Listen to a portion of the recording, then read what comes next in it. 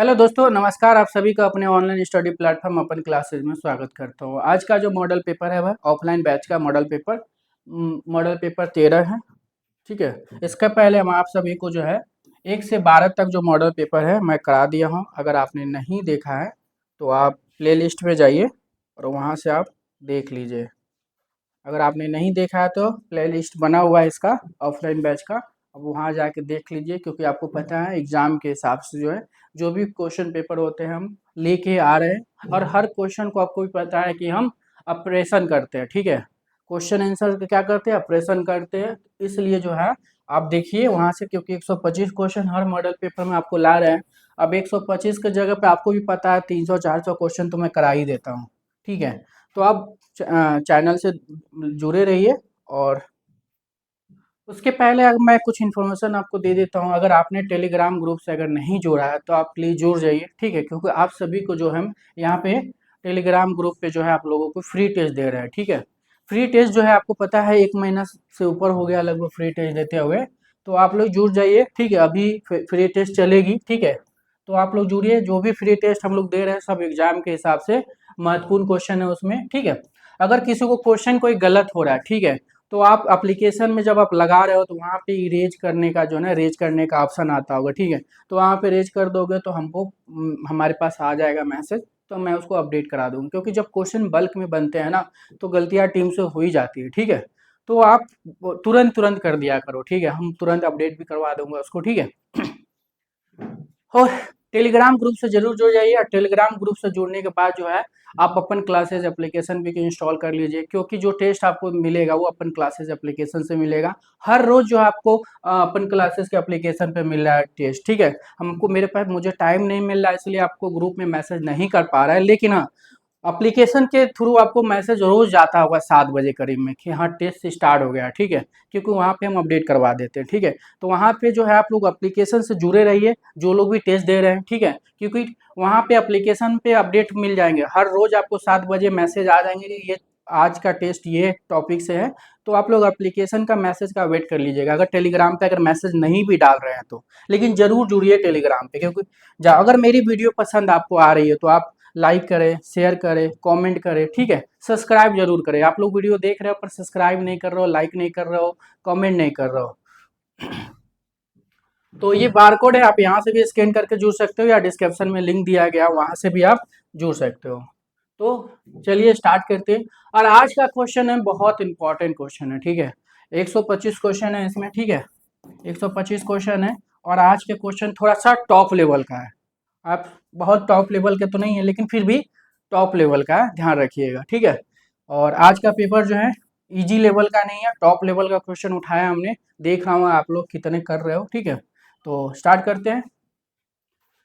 सूखे रंगीन चावल, आटा अथवा फूलों की पंखुड़ियों से कलात्मक डिजाइन बनाया डैश से कहा जाता है। रंगोली से, अल्पना से, महावर से, वेदिका से। तो सूखे रंगीन चावल, आटा अथवा फूलों की पंखुड़ियों से कलात्मक डिजाइन बनाया डैश से कहा जाता है। तो क्या कहा जाता है, क्या हो जाएगा? तो आपको पता है सूखे रंगीन चावल, आटा अथवा फूलों की पंखुड़ियों से कलात्मक डिजाइन बनाएंगे तो क्या? रंगोली। याद रखिएगा रंगोली। रंगोली कहाँ की फेमस है? आपको पता है कहाँ की फेमस है रंगोली? क्वेश्चन एग्जाम में आया हुआ है, महाराष्ट्र। याद रखिएगा रंगोली कहाँ का है, तो महाराष्ट्र का याद रखिएगा। अल्पना कहाँ का है, ये भी क्वेश्चन पूछा गया। अल्पना कहाँ का है, तो बंगाल का याद रखिएगा, बंगाल का। ठीक है। ये सब क्वेश्चन वन लाइनर में आते हैं, छोटे बड़े क्वेश्चन मत देखा करिए, बस आप क्वेश्चन तैयार करिए। ठीक है। एक क्वेश्चन से हम 4-5 क्वेश्चन तो आपको निकालते हैं, आपको पता ही है। ठीक है। तो क्वेश्चन ध्यान दीजिए। नेक्स्ट क्वेश्चन है, अशोककालीन ब्राह्मणी लिपि को पहली बार किसके द्वारा पढ़ा गया था? जो अशोककालीन जो ब्राह्मणी लिपि मिले थे, तो पहली बार किसने पढ़ा था आपको ये बताना है। Kautilya, Harry Smith, R N Tagore, James Prinsep. तो अशोककालीन पहली बार ब्राह्मणी लिपि को पढ़ने का श्रेय किसको जाता है? ठीक है। किसको जाता है? तो आपको पता है किसको जाता है? जेम्स प्रिंसेप को जाता है। कब इन्होंने पढ़ा था ब्राह्मणी लिपि को पहली बार? तो 1837 1837 में इन्होंने पढ़ा था। याद रखिए कब पढ़ा था ब्राह्मी लिपि को जेम्स प्रिंसेप? तो 1837 ईस्वी में। नेक्स्ट क्वेश्चन आपके, एक्रेलिक रंग एक है डैश रंग होता है, तेल में घुलनशील होता है, जल में घुलनशील होता है, थिनल में घुलनशील होता है, रेडीमेंट होता है। तो एक्रेलिक रंग है, क्या होता है एक्रेलिक रंग? एक्रेलिक रंग, तो एक्रेलिक रंग क्या होता है? तो आपको पता होना चाहिए क्या होता है, रेडीमेंट रंग होता है, ठीक है, ये जल्दी सूखता है, ठीक है, जल्दी सूख जाता है, यार ध्यान रखिएगा। और एक्रेलिक कलर की खोज पूछा जाए कि कब खोज हुआ था, तो इसकी कब खोज हुआ था? 1920 ईस्वी में खोज हुआ था। कहाँ हुआ था? अमेरिका में हुआ था। याद रखिएगा, एक्रेलिक के खो एक्रेलिक अमेरिका, इस एक्रेलिक कलर की खोज कहाँ हुआ था? अमेरिका में हुआ था। कब हुआ था? तो 1920 में हुआ था, याद रखिएगा। नेक्स्ट क्वेश्चन है, शीशे के प्रिज्म से अकबर शीशे शीशे के प्रिज्म से अब प्रकाश परावर्तित होती है तो यह डैश में दिखता है, प्राथमिक रंग, द्वितीय रंग, तृतीय रंग, इंद्रधनुषीय रंग। तो कितने में दिखते हैं, कौन सा दिखते हैं? तो शीशे के प्रिज्म से अब प्रकाश परावर्तित होती है तो यह डैश में दिखता है, तो क्या दिखता है? इंद्रधनुषी रंग में दिखता है। तो इंद्रधनुषी रंग कितने होते हैं, आपको पता है कितने होते हैं? 7 होते हैं, क्वेश्चन याद रखिएगा, 7 इंद्रधनुषीय रंग होते हैं। और इसी को क्या बोलते हैं? विबग्योर बोलते हैं, विब विबग्योर बोलते हैं, ठीक है। तो 7 रंगों को क्या बोलते हैं? विबग्योर बोलते हैं। इंद्रधनुष में कितने रंग होते हैं? 7 रंग होते हैं, क्वेश्चन एग्जाम में आते हैं। तृतीय रंग भी आपके 3 होते हैं, द्वितीय रंग भी आपके 3 होते हैं, प्राथमिक रंग भी 3 होते हैं, ठीक है। प्राथमिक रंग से ही आपके द्वितीय रंग बने हैं, द्वितीय रंग से ही आपके तृतीय रंग बने हैं।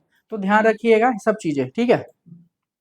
नेक्स्ट क्वेश्चन, ये सब क्वेश्चन आपके आता है। प्राथमिक रंग कितने हैं? 3 है। द्वितीय रंग कितने होते हैं? 3 होते हैं। तृतीय रंग कितने होते हैं?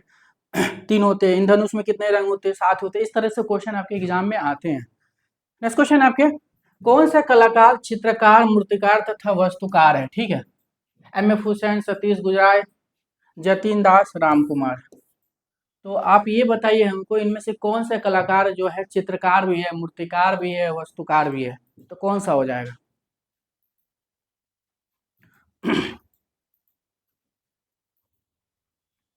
तो कौन हो जाएगा? सतीश गुजराल, याद रखिएगा। सतीश गुजराल जो है ये चित्रकार, एक मूर्तिकार, वास्तुकार, तीनों के क्षेत्र में ख्याति प्राप्त किए हैं, ठीक है। तीनों के क्षेत्र में जो है इन्होंने ख्याति प्राप्त किया है, तो याद रखिएगा। और इनका जन्म की अगर हम बात करते हैं तो इनका जन्म 1925 ईस्वी में हुआ था, झेलम पाकिस्तान में हुआ था। झेलम झेलम झेलम पाकिस्तान में हुआ था, ठीक है। एम एफ हुसैन का जन्म 1915 ईस्वी में हुआ था। कहाँ हुआ था? 1915 में कहाँ हुआ था? महाराष्ट्र के सोलापुर के पंडर में। जतिन दास जो है कहाँ के हैं? उड़ीसा के हैं, ठीक है, याद रखिएगा। जतिन दास कहाँ के हैं? उड़ीसा के हैं, ठीक है। राम कुमार जो है आपके शिमला के हैं। राम कुमार जो है अमूर्त चित्रकार के लिए जाने जाते हैं भारत में, ठीक है, या अमूर्त चित्रकार का प्रारंभकर्ता भी जाने जाते हैं ये। अगर हम राम कुमार की बात करते हैं तो 1924 में इनका जन्म हुआ था, शिमला में हुआ था। शिमला में इनका जन्म हुआ था राम कुमार का। तो याद रखिएगा, कौन सा कलाकार चित्रकार, मूर्तिकार तथा वास्तुकार तीनों के क्षेत्र में ख्याति प्राप्त किया है? तो सतीश गुजराल। सतीश गुजराल जो है इनका जन्म 1925 में झेलम पाकिस्तान में हुआ था। यदि लाल और पीले को एक साथ मिलाए तो नया रंग डैश बनेगा, ठीक है। अगर लाल और काले रंग को मिलाएंगे तो कौन सा कलर बनेगा? ठीक है, तो कौन सा कलर बनेगा? आपकी गुलाबी बनेगा, लेमन बनेगा, नारंगी बनेगा, हरा बनेगा। तो लाल और पीले को मिलाएंगे तो कौन सा रंग बनेगा? तो कौन बनेगा? जैसे कि मान लेते हैं, ये आप मान लेते हैं कि आपको एक ग्राफ से समझ लीजिए इसको, ठीक है, ज़्यादा समझ रहेगा। जैसे कि मान लेते हैं आपको लाल, पीला, नीला, ठीक है, ये तीनों कौन सा रंग है? प्राथमिक रंग। ऐसे रंग जो अन्य किसी रंग के नहीं मिलाने से जो रंग बनते हैं उसको प्राथमिक रंग बनते हैं, मतलब पूरी तरह से प्राकृतिक। अब द्वितीय रंग की हम बात करते हैं, तो लाल और पीला मिलाएंगे तो कौन बनेगा? नारंगी बनेगा, ठीक है।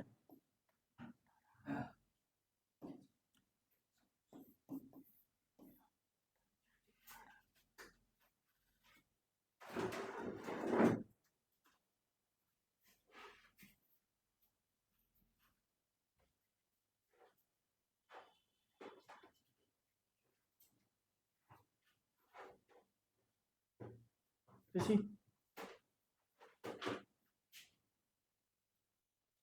तो लाल और पीला को अगर हम मिलाएंगे तो क्या बनेगा? नारंगी बनेगा, याद रखिएगा। क्या बनेगा? नारा नारंगी बनेगा, ठीक है। लाल और नीला को बनाएंगे मिलाएंगे तो बैगनी बनेगा, ठीक है, बैगनी बनेगा। और पीला और नीला को बनाएंगे तो हरा बनेगा, ठीक है।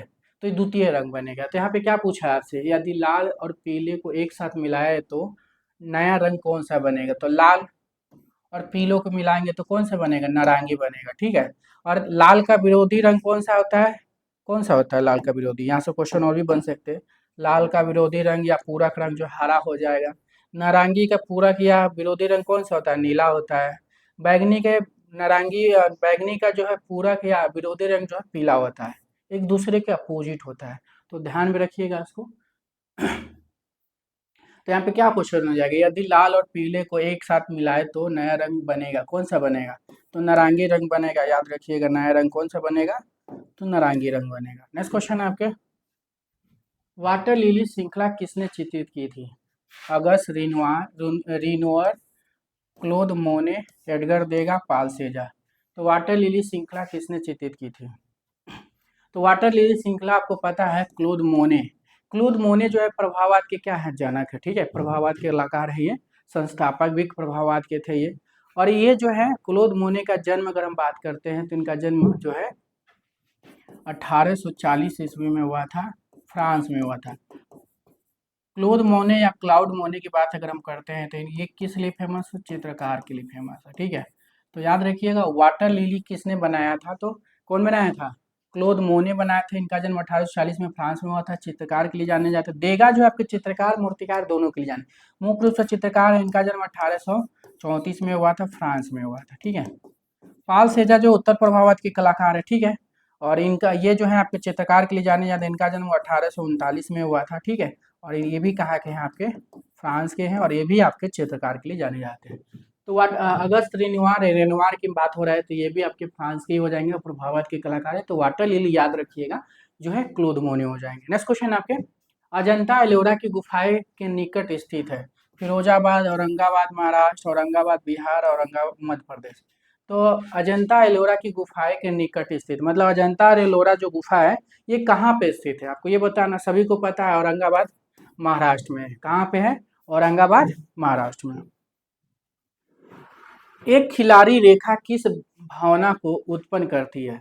एक खड़ी रेखा, सॉरी खिलाड़ी मैंने पढ़ दिया। एक खड़ी रेखा किस भावना को उत्पन्न करती है?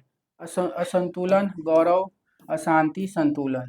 तो एक खिलाड़ी रेखा एक खड़ी रेखा किस भावना को उत्पन्न करती है? तो अगर खड़ी रेखा जो होता है इस तरह का जो है किस भावना को उत्पन्न करेगा? तो गौरव, याद रखिएगा। खड़ी रेखा जो है किसका भाव उत्पन्न करता है? गौरव। नेक्स्ट क्वेश्चन आपके, चमकदार सफेद संगमरमर से दिल्ली में बना मंदिर जो बहाई धर्म से जुड़ा है कहलाता है, ठीक है। लक्ष्मी नारायण मंदिर, अक्षरधाम मंदिर, लोटस मंदिर, कलका मंदिर। तो चमकदार सफेद संगमरमर से दिल्ली में बना मंदिर जो बहाई धर्म से जुड़ा है कहलाता है, क्या कहलाता है ये?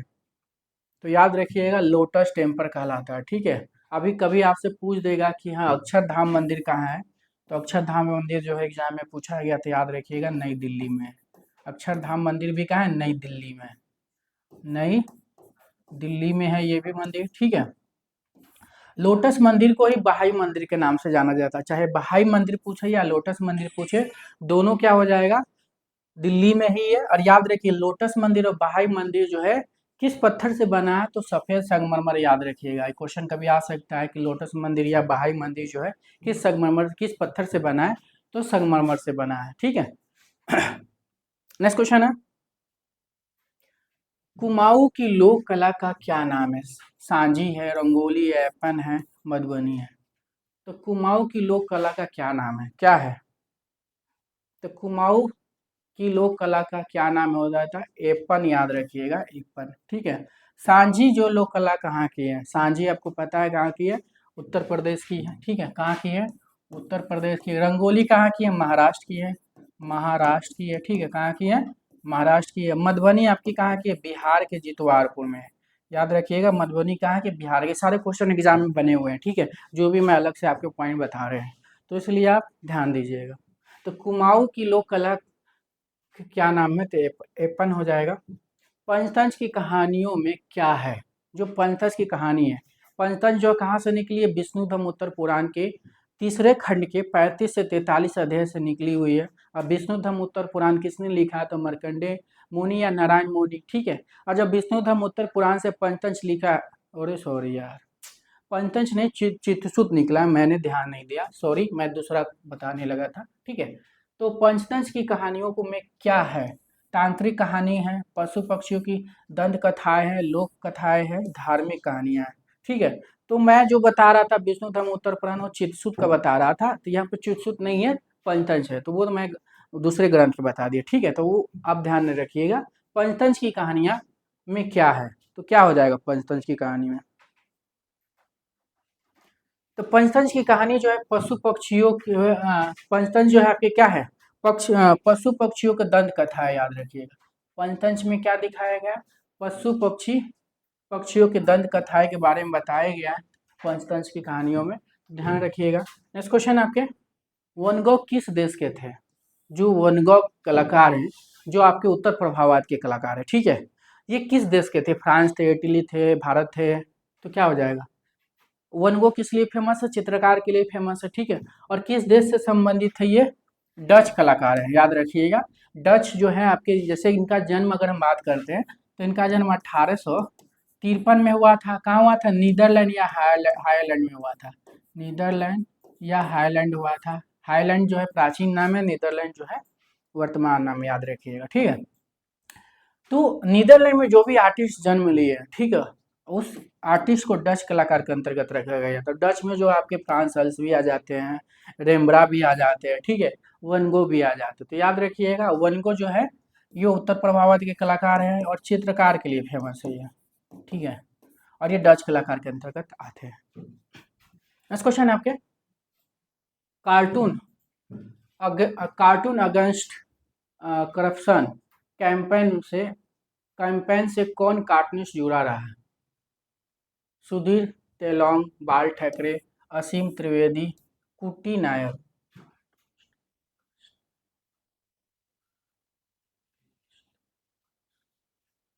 तो कार्टून अगेंस्ट करप्शन याद रखिएगा, ठीक है, कार्टून अगेंस्ट करप्शन कैंपेन से कौन कार्टूनिस्ट जुड़ा है, तो कौन जुड़ा है, तो क्या हो जाएगा,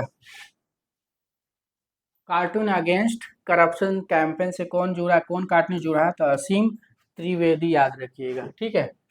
बाल ठाकरे भी कार्टूनिस्ट जाने के लिए जाते, बाल ठाकरे क्वेश्चन आता है, कौन ऐसा नेता है जो कार्टूनिस्ट के लिए फेमस है, तो कौन ऐसा नेता है जो कार्टूनिस्ट के लिए फेमस है, तो बाल ठाकरे, याद रखिएगा। और कार्टून अगेंस्ट करप्शन कैंपेन से कौन कार्टूनिस्ट जुड़ा हुआ है, तो असीम त्रिवेदी। नेक्स्ट क्वेश्चन आपके, समाचार पत्र अथवा पत्रिकाओं के मुख पृष्ठ पर बड़े अक्षरों में ऊपर की ओर लिखे नाम को कहते हैं ब्रांड नेग, लोगोटाइप, मास्ट हेड, शीर्ष नाम। तो समाचार पत्र अथवा पत्रिकाओं के मुख पृष्ठ पर बड़े अक्षरों में ऊपर की ओर लिखे नाम को क्या कहते हैं, तो क्या कहते हैं, तो शीर्ष नेम कहते हैं। जैसे कोई भी समाचार पत्र देख लीजिए, ठीक है, या पत्रिका देखिए, ठीक है, जो बड़े बड़े में जो हेडिंग लिखा होता है, जो आपको आकर्षित कर देता है उसको पढ़ने पे, ठीक है, तो उसी को क्या बोलते हैं, शीर्ष नेम होता है। जो भी न्यूज होता है उस न्यूज का जो है नाम होता है, ठीक है, हेडिंग, तो याद रखिएगा। नेक्स्ट क्वेश्चन आपके, टेक्सटाइल शब्द टेक्सरे लेटिन शब्द से आया है जिसका आशय डैश है, डिजाइन, बुनना, धागा, फैब्रिक।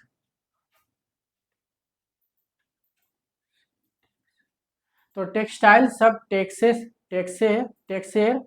लेटिन शब्द से आया है जिसका आशय डैश है, तो क्या हो जाएगा, तो बुनना, याद रखिएगा। डायरेक्ट टेक्सटाइल शब्द जो है किससे स्टार्ट, मतलब टेक्सटाइल शब्द में क्या होता है, बुनना होता है, तो याद रखिएगा टेक्सटाइल बुनना। नेक्स्ट क्वेश्चन है, प्रकाश सदैव डैश चलता है, जो प्रकाश सदैव जो होता है डैश चलता है, परिपेक्ष रेखा में, झुकी रेखा में, सीधी रेखा में, परावर्ती रेखा में। तो प्रकाश जो है सदैव डैश चलता है, तो प्रकाश कैसे चलता है, प्रकाश कैसे चलता है? तो याद रखिएगा सीधी रेखा में चलता है।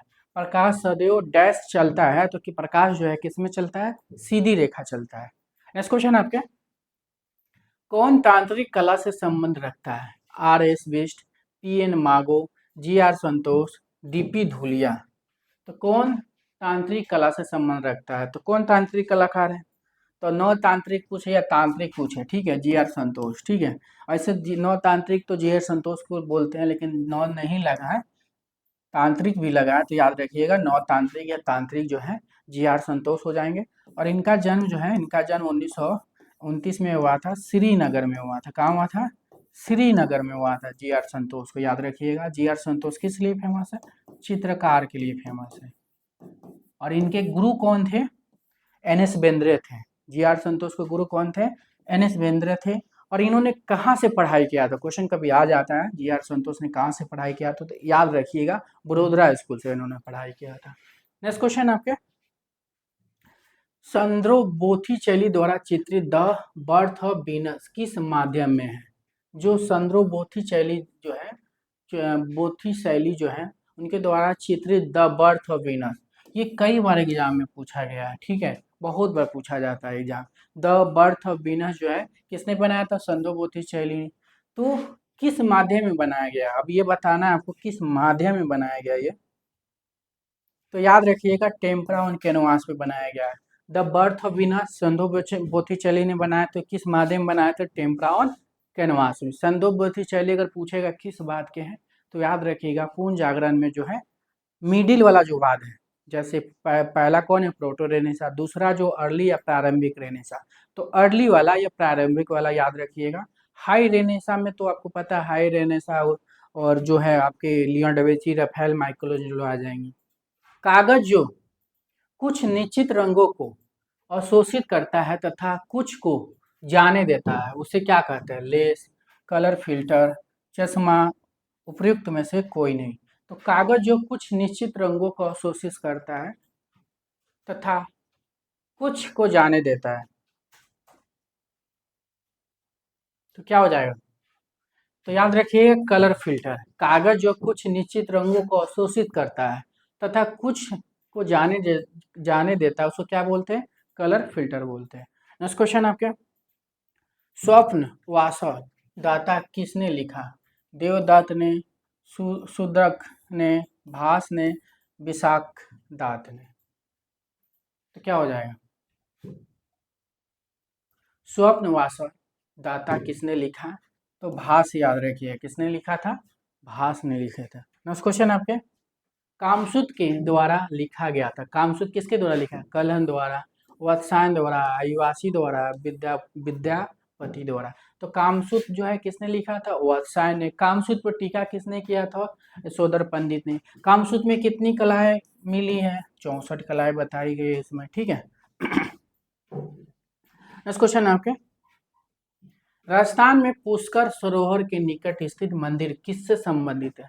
शिव, ब्रह्मा, गणेश, विष्णु। ये भी एग्जाम में बहुत बार पूछा गया है। जो राजस्थान में जो है पुष्कर सरोवर के निकट स्थित मंदिर है, जो फेमस है, आप पूरे भारत में मात्र एक ही मंदिर है, शिव, ब्रह्मा, गणेश, विष्णु, मतलब पूरी भारत में एक ही देवता का मंदिर है। वो कौन सी देवता है? जो पुष्कर में है।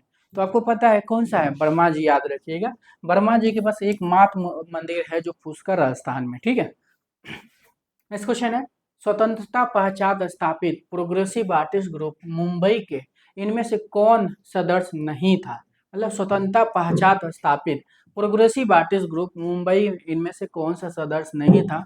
फ्रांसीसी न्यूटन सूजा तो संस्थापक था, याद रखिएगा। टैब मेहता, अंजलि इला मेनन, एम एफ हुसैन। तो इनमें से बॉम्बे मतलब पैक ग्रुप या प्रोग्रेसिव आर्टिस्ट ग्रुप के कौन से कलाकार इनमें से नहीं थे? आपको ये बताना है। उसके पहले आप बता दीजिए प्रोग्रेसिव आर्टिस्ट ग्रुप की स्थापना कब हुआ था? तो 1947 में हुआ था। कहाँ हुआ था? मुंबई में हुआ था। मुंबई में हुआ था। संस्थापक कौन थे? सूजा थे। कौन थे? सूजा, याद रखिएगा। संस्थापक कौन थे? सूजा थे, ठीक है। तो स्वतंत्रता पश्चात स्थापित प्रोग्रेसिव आर्टिस्ट ग्रुप मुंबई में इनमें से कौन से सदस्य नहीं थे? तो अंजलि इला मेनन नहीं थे ये। अंजलि इला मेनन, याद रखिएगा, ये महिला थी, ठीक है, महिला कलाकार है, महिला। महिला महिला चित्रकार है, याद रखिएगा। अंजलि लीला मीनर क्या है, महिला चित्रकार है। और इनका जन्म कब हुआ था, तो 1940 ईस्वी में हुआ था, बंगाल में हुआ था, याद रखिएगा। ये बंगाल से थी, ठीक है। और फ्रांसीसी न्यूटन सूजा जो है आपके पैक ग्रुप के क्या थे, संस्थापक ही थे, ठीक है। टाइम मेहता जो है बाद में जुड़े थे पैक ग्रुप में, ठीक है, लेकिन जुड़े थे, याद रखिएगा। एम.एफ. हुसैन भी तो साथ ही साथ जुड़े थे, ठीक है, तो ध्यान रखिएगा। नेक्स्ट क्वेश्चन आपके, भारतीय रुपये का प्रतीक चीन डैश ने बनाया था, तो रॉबी डी सिल्वा, डी उदय कुमार, देवाशीष भट्टाचार्य, शेखर कामत। तो भारतीय रुपये का प्रतीक चीन डैश ने बनाया था, तो भारतीय रुपये के चित्र किसने बनाया था, चीन। तो आपको पता है डी उदय कुमार ने। कौन बनाया था, डी उदय कुमार ने। नेक्स्ट क्वेश्चन आपके, निम्नलिखित में से रियोग्राफी तकनीक का प्रयोग किसमें किया जाता है, तो रियोग्राफिक तकनीक का प्रयोग किसमें किया जाता है, छाया चित्र छपाई में, कैलीग्राफी में, कैमरा में, एचिंग में। तो निम्नलिखित में से रियोग्राफी तकनीक का प्रयोग किसमें किया जाता है, छाया चित्र छपाई, याद रखिएगा। रियोग्राफी तकनीक का प्रयोग किसमें किया जाता है, तो छाया चित्र छपाई में किया जाता है।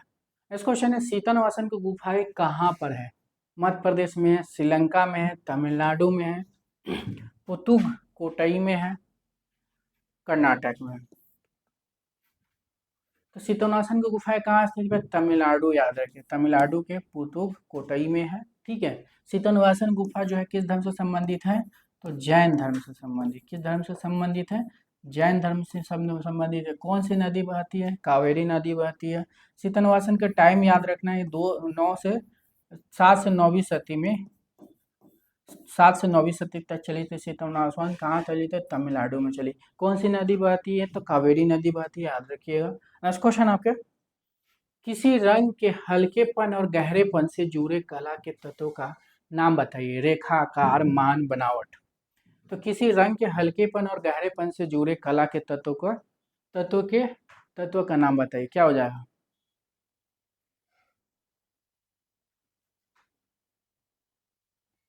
तो हल्केपन और गहरेपन की बात जब भी आएगी, याद रखिए मान या तान,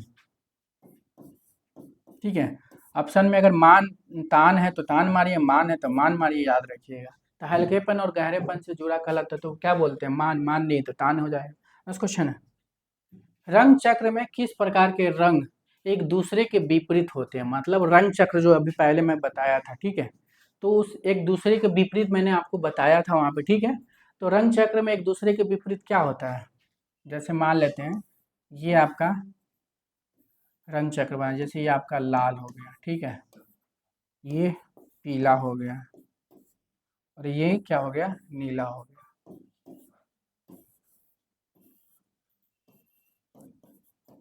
ये नारंगी होगा, लाल और पीला बनाएंगे नारंगी बन जाएगा, लाल और नीला मिलाएंगे तो बैगनी बनेगा, ठीक है, बैगनी बनेगा। पीला और नीला मिलाएंगे तो हरा बनेगा, ठीक है। अब यहाँ पे ये बोल रहा है आपको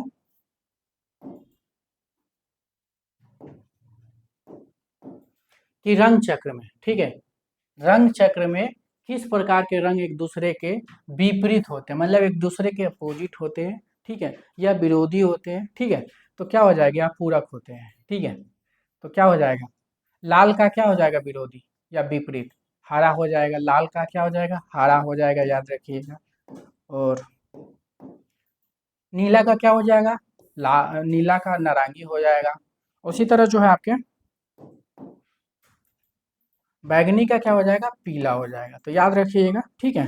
तो यहाँ पे क्या पूछा है आपका, पूछा है रंग चक्र में किस प्रकार के रंग एक दूसरे के विपरीत होते हैं, तो एक दूसरे के विपरीत क्या होता है, पूरक, पूरक या विरोधी रंग। यहाँ पे विरोधी भी रहता तो आप उसको भी मान सकते हैं, ठीक है। पूरक नहीं रहता, विरोधी होता, दोनों रहता तो दोनों कर सकते थे। नेशनल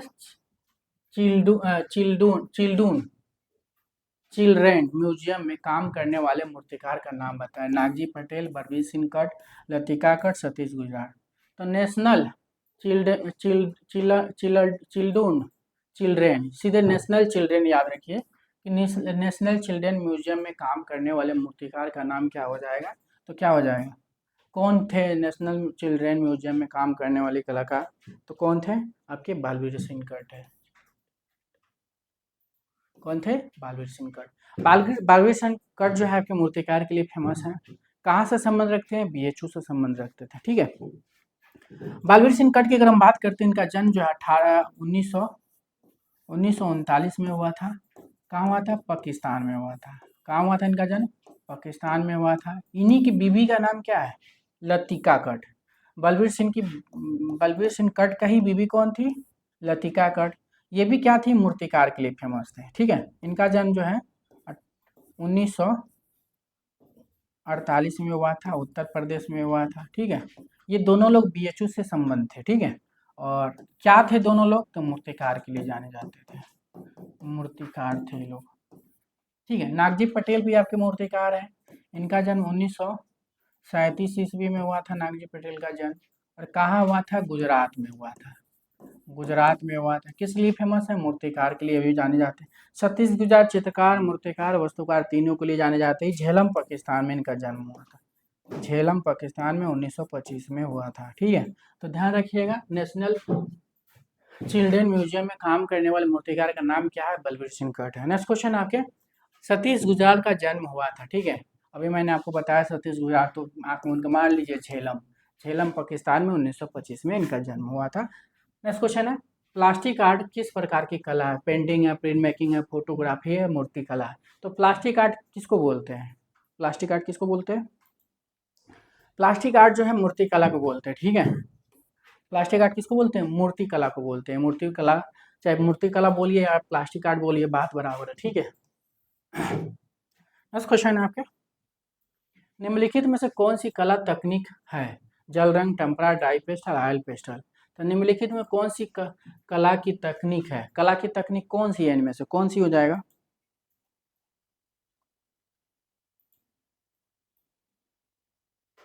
तो कौन सी कला की तकनीक हो जाएगा? तो याद रखिएगा, टेम्परा हो जाएगा, ठीक है। नेक्स्ट क्वेश्चन आपके, प्रिंट मेकिंग की तकनीक के संबंध में बेजोर को चुनिए। मेजोटिन, एक्वाटिन, निटोगलियो, एनकास्टिंग। तो बेजोर को चुनिए। प्रिंट मेकिंग की तकनीक के संबंध में बेजोर, बेजोर को चुनिए। क्या हो जाएगा? बेजोर क्या है आपका? बेजोर क्या हो जाएगा? तो बेजोर याद रखिएगा, इनकास्टिंग है। क्या है? इनकास्टिंग हो जाए। क्या हो जाएगा? बेजोर इनकास्टिंग है, ठीक है। नेक्स्ट क्वेश्चन आपके, किसी ठोस सतह पर पेंट, पिगमेंट और रंग या अन्य माध्यम लगाने को कहा कला के अभ्यास का नाम बताइए। नृत्य, पेंटिंग, नाटक, कविता। किसी ठोस सतह पर पेंट, पिगमेंट और रंग या अन्य माध्यम लगाने को कला के अभ्यास का नाम बताएं। क्या हो जाएगा? तो किसी भी ठोस सतह, मतलब किसी ठोस सतह पर पेंट, पिगमेंट और रंग या अन्य माध्यम लगाने को कला के अभ्यास का नाम क्या होता है? पेंटिंग होता है। क्या हो जाएगा?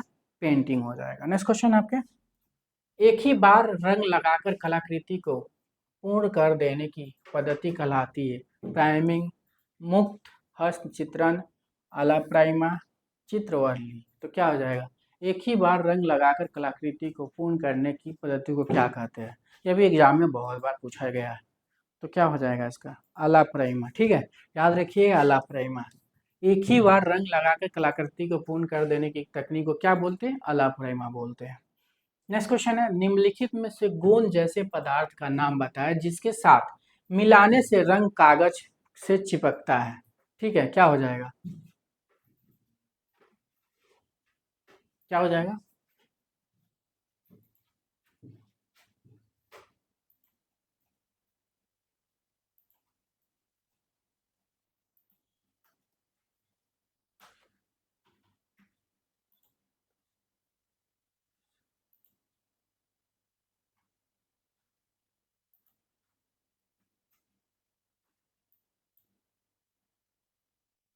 तो निम्नलिखित में से गोंद जैसे पदार्थ का नाम बताया जिसके साथ मिलाने से रंग कागज को चिपकाया जाए। तो क्या हो जाएगा? अभी सलेशक, याद रखिए।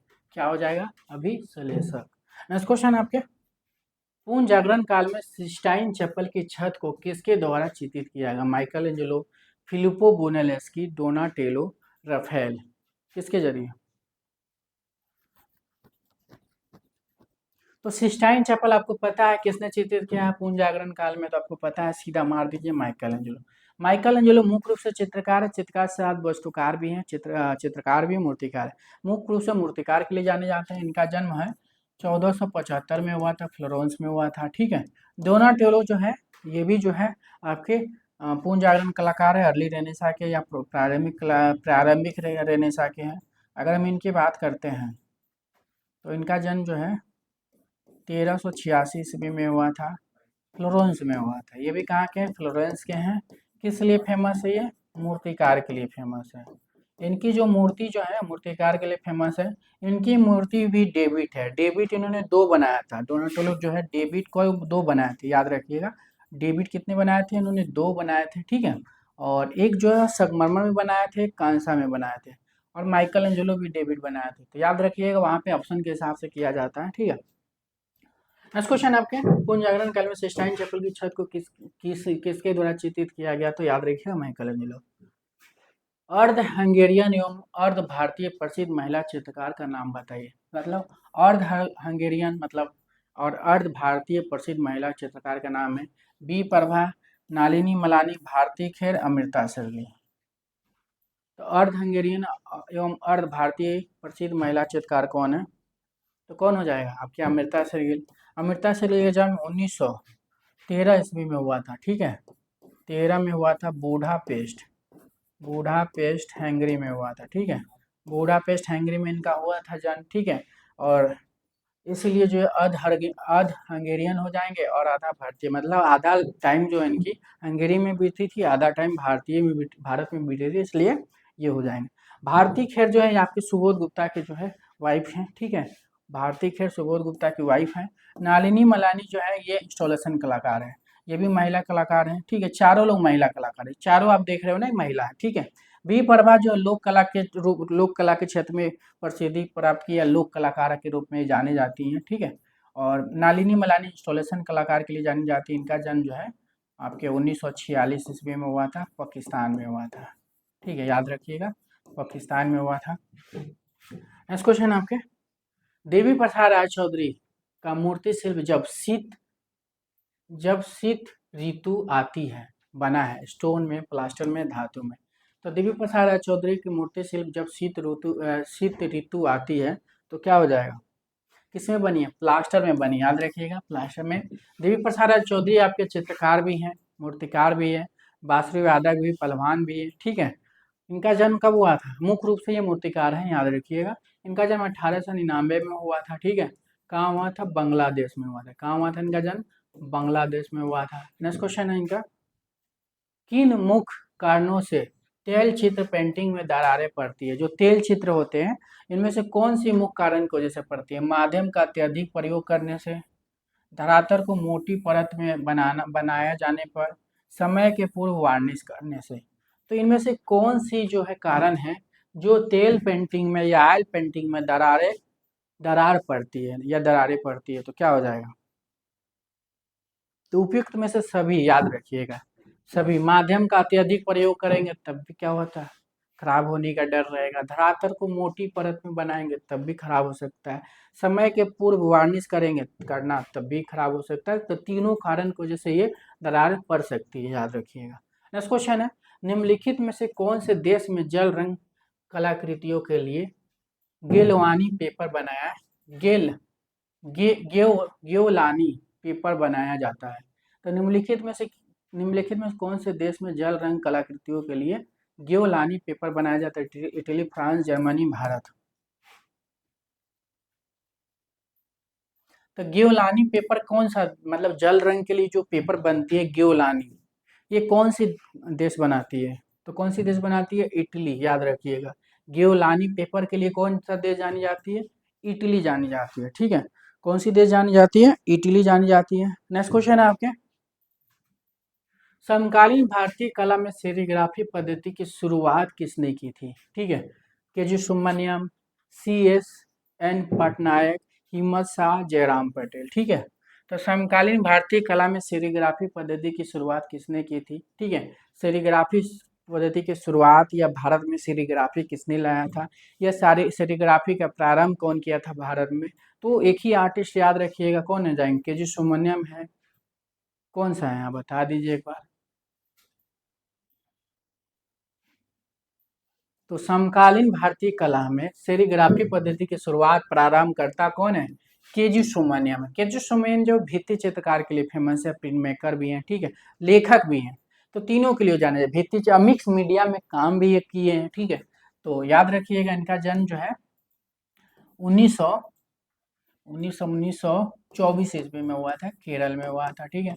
पढ़ाई जो इन्होंने किया था कहाँ से? पढ़ाई जो है शांति निकेतन से इन्होंने किया था, याद रखिएगा, पढ़ाई शांति निकेतन से किया था। हिम्मत शाह जयराम पटेल, हिम्मत शाह जो है मूर्तिकार है, 1933 में इनका जन्म हुआ था गुजरात में। जयराम पटेल जो है आपके चित्रकार मूर्तिकार के लिए दोनों जाने जाते हैं, लेकिन मुख्य रूप से चित्रकार ही हैं। इनका भी जन्म 1930 ईस्वी में हुआ था, कहाँ हुआ था? गुजरात में हुआ था, ठीक है। नेक्स्ट क्वेश्चन आपका, मैं और मेरी माँ, मैं और मेरी माँ इंस्टॉलेशन में सुबोध गुप्ता ने कौन सी कला सामग्री की सामग्री प्रयुक्त की है, ठीक है। तो सुबोध गुप्ता की एक इंस्टॉलेशन है, ठीक है, क्या नाम है उसका? मैं और मेरी माँ, मैं और मेरी माँ जो इंस्टॉलेशन जो है सुबोध गुप्ता की है, वो किस सामग्री में बनाया है इन्होंने? चूना पत्थर, सीमेंट, लिंसीड ऑयल, गोबर के उपले। तो किस में बनाया इन्होंने? मैं और मेरी माँ, तो याद रखिएगा गोबर के उपले में बनाया है। अगर सुबोध गुप्ता के लिए हम बात करते हैं, मूर्तिकार के क्षेत्र में जो है इंस्टॉलेशन के रूप में जाना जाता है, तो इंस्टॉलेशन कलाकार हैं ये, ठीक है। इनका जन्म जो है 1924 ईस्वी में हुआ था, बिहार में हुआ था, ठीक है। तो याद रखिएगा इनका जन्म कहाँ हुआ? बिहार में। मैं और मेरी माँ किसकी इंस्टॉलेशन है? सुबोध गुप्ता की।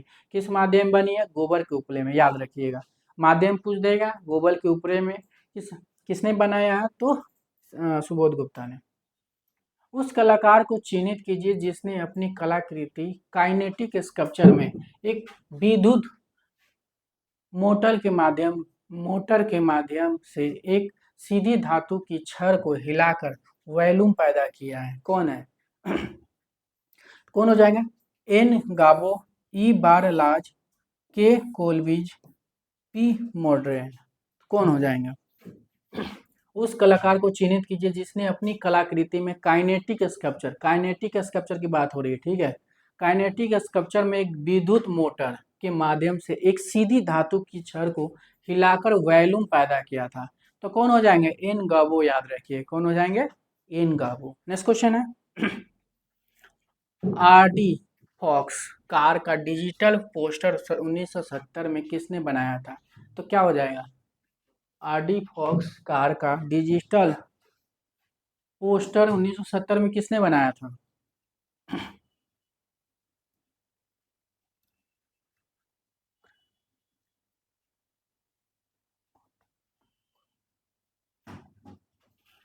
तो कौन हो जाएंगे?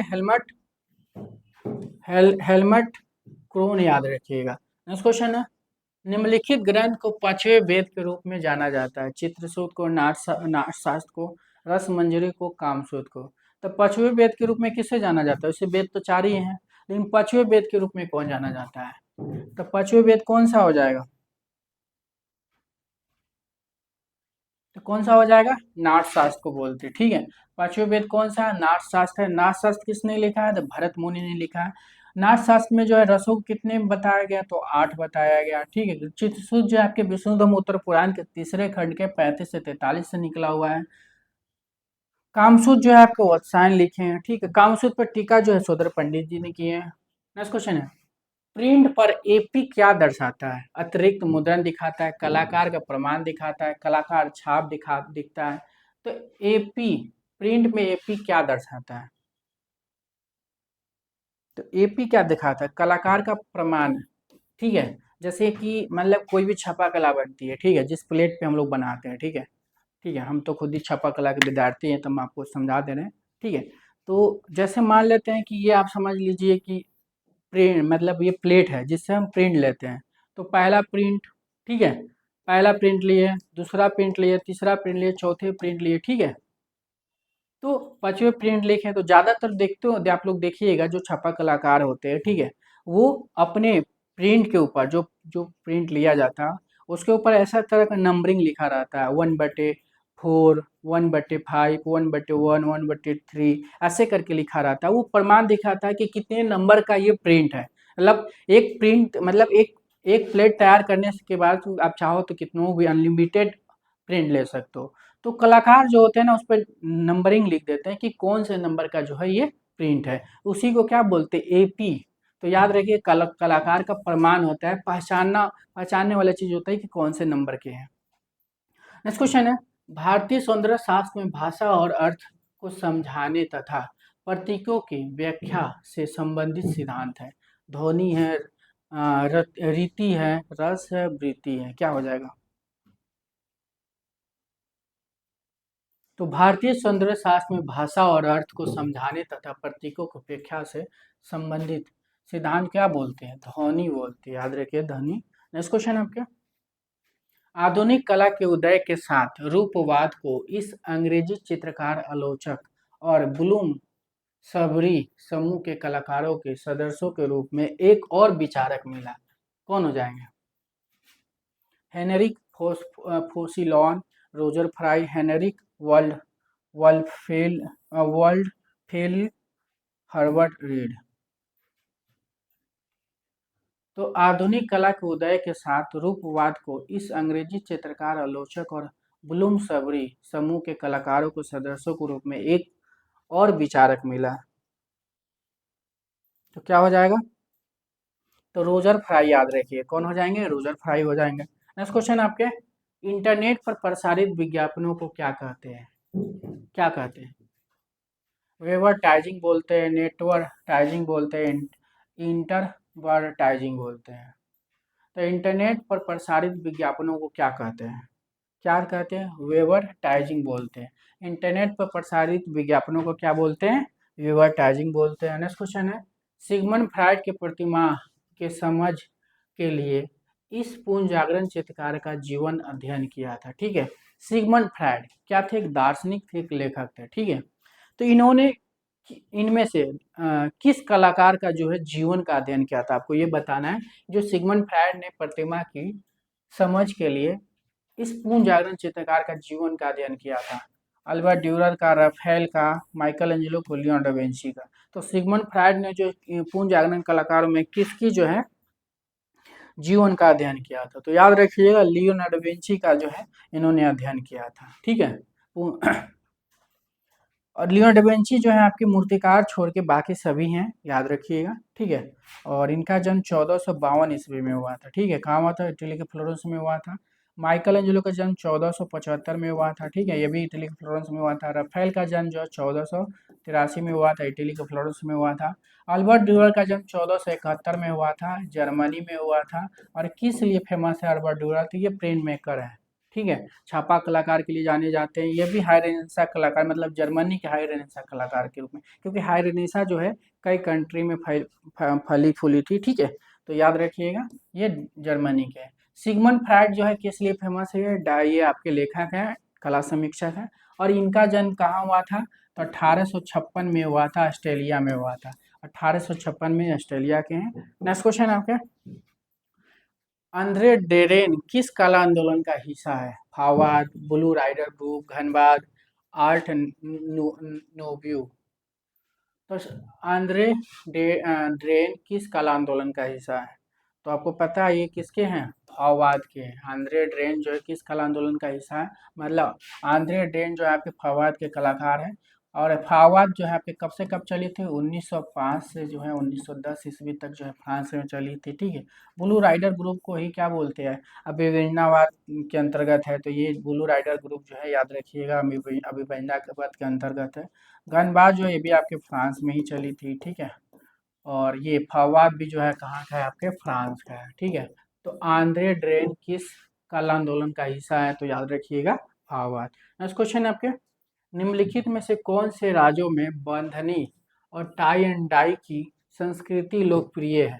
पंजाब और हिमाचल प्रदेश, हरियाणा और पंजाब, राजस्थान और गुजरात, केरल और तमिलनाडु। तो निम्नलिखित में से कौन से राज्य में बंधनी और टाई एंड डाई की संस्कृति लोकप्रिय है? तो याद रखिएगा बंधनी बंधनी और टाई एंड डाई जो है राजस्थान गुजरात के हैं। बंधनी और टाई एंड डाई कहाँ के? राजस्थान गुजरात के। प्रदर्शन कला में कलाकारों का मुख्य माध्यम क्या होता है? तेल रंग, जल रंग, एक्शन, मंच या फेयोग्राफी। तो प्रदर्शन कला में कलाकारों का मुख्य माध्यम क्या होता है? तो क्या हो जाएगा? एक्शन मंच। याद रखिए, प्रदर्शन कला मतलब प्रदर्शन कला में कलाकारों का मुख्य माध्यम क्या होता है? एक्शन मंच। ठीक है, नेक्स्ट क्वेश्चन है आपके। प्रागैतिहासिक गुफा चित्रों में महत्वपूर्ण विषय क्या थे? पशु और शिकार, देवी देवता, परिदृश्य, त्योहार। तो प्रागैतिहासिक काल में जो है गुफा चित्रों का महत्वपूर्ण विषय आपको पता है, पशु और शिकार या खेत। याद रखिएगा।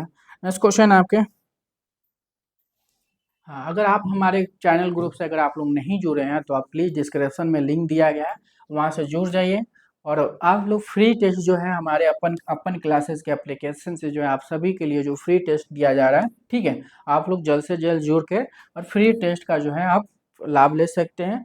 और फिर टेस्ट जो है आप सभी का जो हो रहा है वो एप्लीकेशन के थ्रू हो रहा है, तो आप एप्लीकेशन पे विजिट कर लीजिए। और डिस्क्रिप्शन में लिंक जो है आपके अपन क्लासेज मतलब एप्लीकेशन का भी लिंक दे दिया गया है और आपके टेलीग्राम, तो दोनों से आप जुड़ जाइए। ठीक है, नेक्स्ट क्वेश्चन आपके। आधुनिक विज्ञापनों की लोकप्रियता का अत्यधिक महत्वपूर्ण हिस्सा निम्नलिखित में से कौन सा है?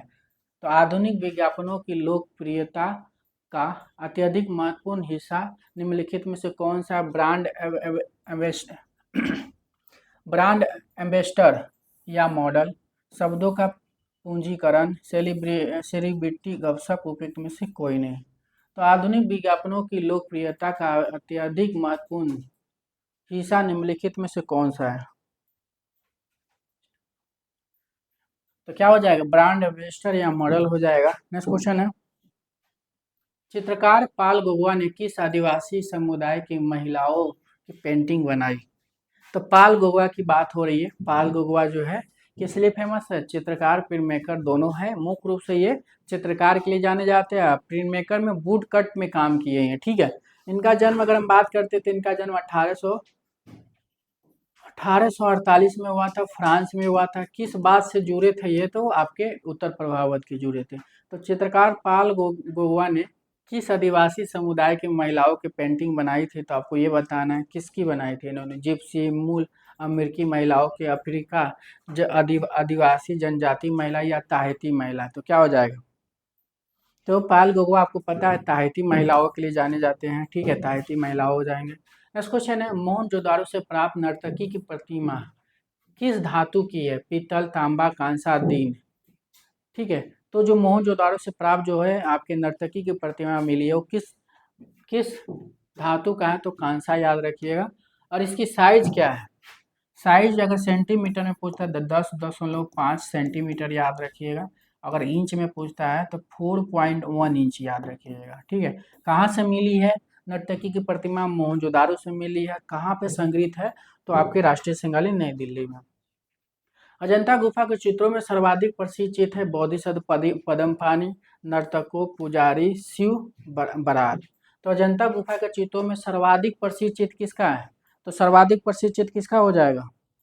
बोधिसत्व पद्मपाणि। ठीक है, ये बोधिसत्व पद्मपाणि जो अजंता की गुफा संख्या 1 में है। ठीक है, गुफा संख्या 1 में है। ठीक है, और यह बोधिसत्व पद्मपाणि जो है भारत सरकार ने डाक टिकट पे इसी को छपवाया था। याद रखिएगा, जनता की कौन सी पेंटिंग जो है भारत सरकार ने जो डाक टिकट पे छपवाया था वो बोधिसत्व पद्मपाणि है। ठीक है, तो डाक टिकट पे भी छपी थी और सर्वाधिक प्रसिद्ध भी यही है। और किस गुफा में है? तो गुफा संख्या 1 में है। नेक्स्ट क्वेश्चन आपके। किशनगढ़ शैली की चित्रकला किस राजा के समय प्रसिद्ध हुई थी? राजा जयसिंह, राजा सावन सिंह, राजा संग्राम सिंह, राजा अरविंद सिंह।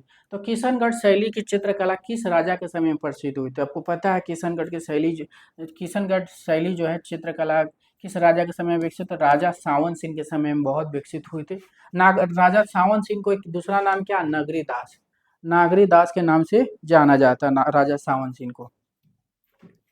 भारतीय चित्रकला की कांगड़ा शैली का जन्म स्थान क्या है? देखिए यहाँ पे पूछा है कांगड़ा शैली का जन्म स्थान क्या है। भारतीय चित्रकला की कांगड़ा शैली का जन्म स्थान क्या है? राजस्थानी है, बूंदी है, चंबा है, गुलेर है। तो क्या हो जाएगा? तो गुलेर से माना जाता है। याद रखिएगा। प्रारंभ अगर कहाँ पे हुआ था? कांगड़ा शैली का तो प्रारंभ याद रखिएगा हिमाचल प्रदेश में हुआ था, हिमाचल प्रदेश में हुआ था। ठीक है, राजा कौन हो जाएंगे कांगड़ा शैली के? संसार चंद हो जाएंगे आपके। चंबा गुलेर भी जो कहाँ पे प्रारंभ हुई थी, ये भी हिमाचल प्रदेश की है। ठीक है, याद रखिएगा हिमाचल प्रदेश में भी प्रारंभ हुई थी। और आपके बूंदी और बूंदी जो आपके राजस्थान शैली के अंतर्गत आता है, हरौती शैली के अंतर्गत। हरौती शैली में बूंदी, कोटा, झालावाड़ है, उसी तरह बूंदी शैली में आ जाएगा। नेक्स्ट क्वेश्चन है आपके, बंगाल स्कूल के संस्थापक कौन थे? अनिनाथ टैगोर थे, रविन्द्रनाथ टैगोर थे, नंदलाल बोस थे, यामिनी राय थे। तो बंगाल स्कूल के संस्थापक आपको पता है कौन हो जाएंगे? अनिनाथ टैगोर हो जाएंगे। कौन है? अनिनाथ टैगोर। इनका जन्म 1871 ईस्वी में हुआ था। कहाँ हुआ था? जोरासांको, पश्चिम बंगाल में हुआ था। किस लिए फेमस है? चित्रकार के लिए फेमस है ये। नेक्स्ट क्वेश्चन आपके, प्रसिद्ध अरेबियन नाइट्स 1930 के चित्रकार हैं। क्षितिनाथ मजूमदार है, अनिनाथ टैगोर है, मंजीत बाबा है, असित असित सेन है। तो अरेबियन नाइट्स किसकी पेंटिंग है? आपको पता है अरेबियन नाइट्स किसकी है? सीरीज है ये, अनिनाथ टैगोर की है। कब बनाए थे इन्होंने? 1930 में बनाए थे। अरेबियन नाइट्स जो है अनिनाथ टैगोर 1930 में बनाए थे। यार एग्जाम में कई बार पूछा गया, नेट में भी पूछा गया और भी बहुत जगह एग्जाम में पूछा गया है। नेक्स्ट क्वेश्चन है, दो बिंदु परिप्रेक्ष्य अंतरिक्ष का भ्रम पैदा करने के लिए डैश लुप्त बिंदुओं का उपयोग करता है? 1, 2, 3, 4। तो दो बिंदु परिप्रेक्ष्य अंतरिक्ष का भ्रम पैदा करने के लिए डैश लुप्त बिंदुओं में उपयोग करते हैं।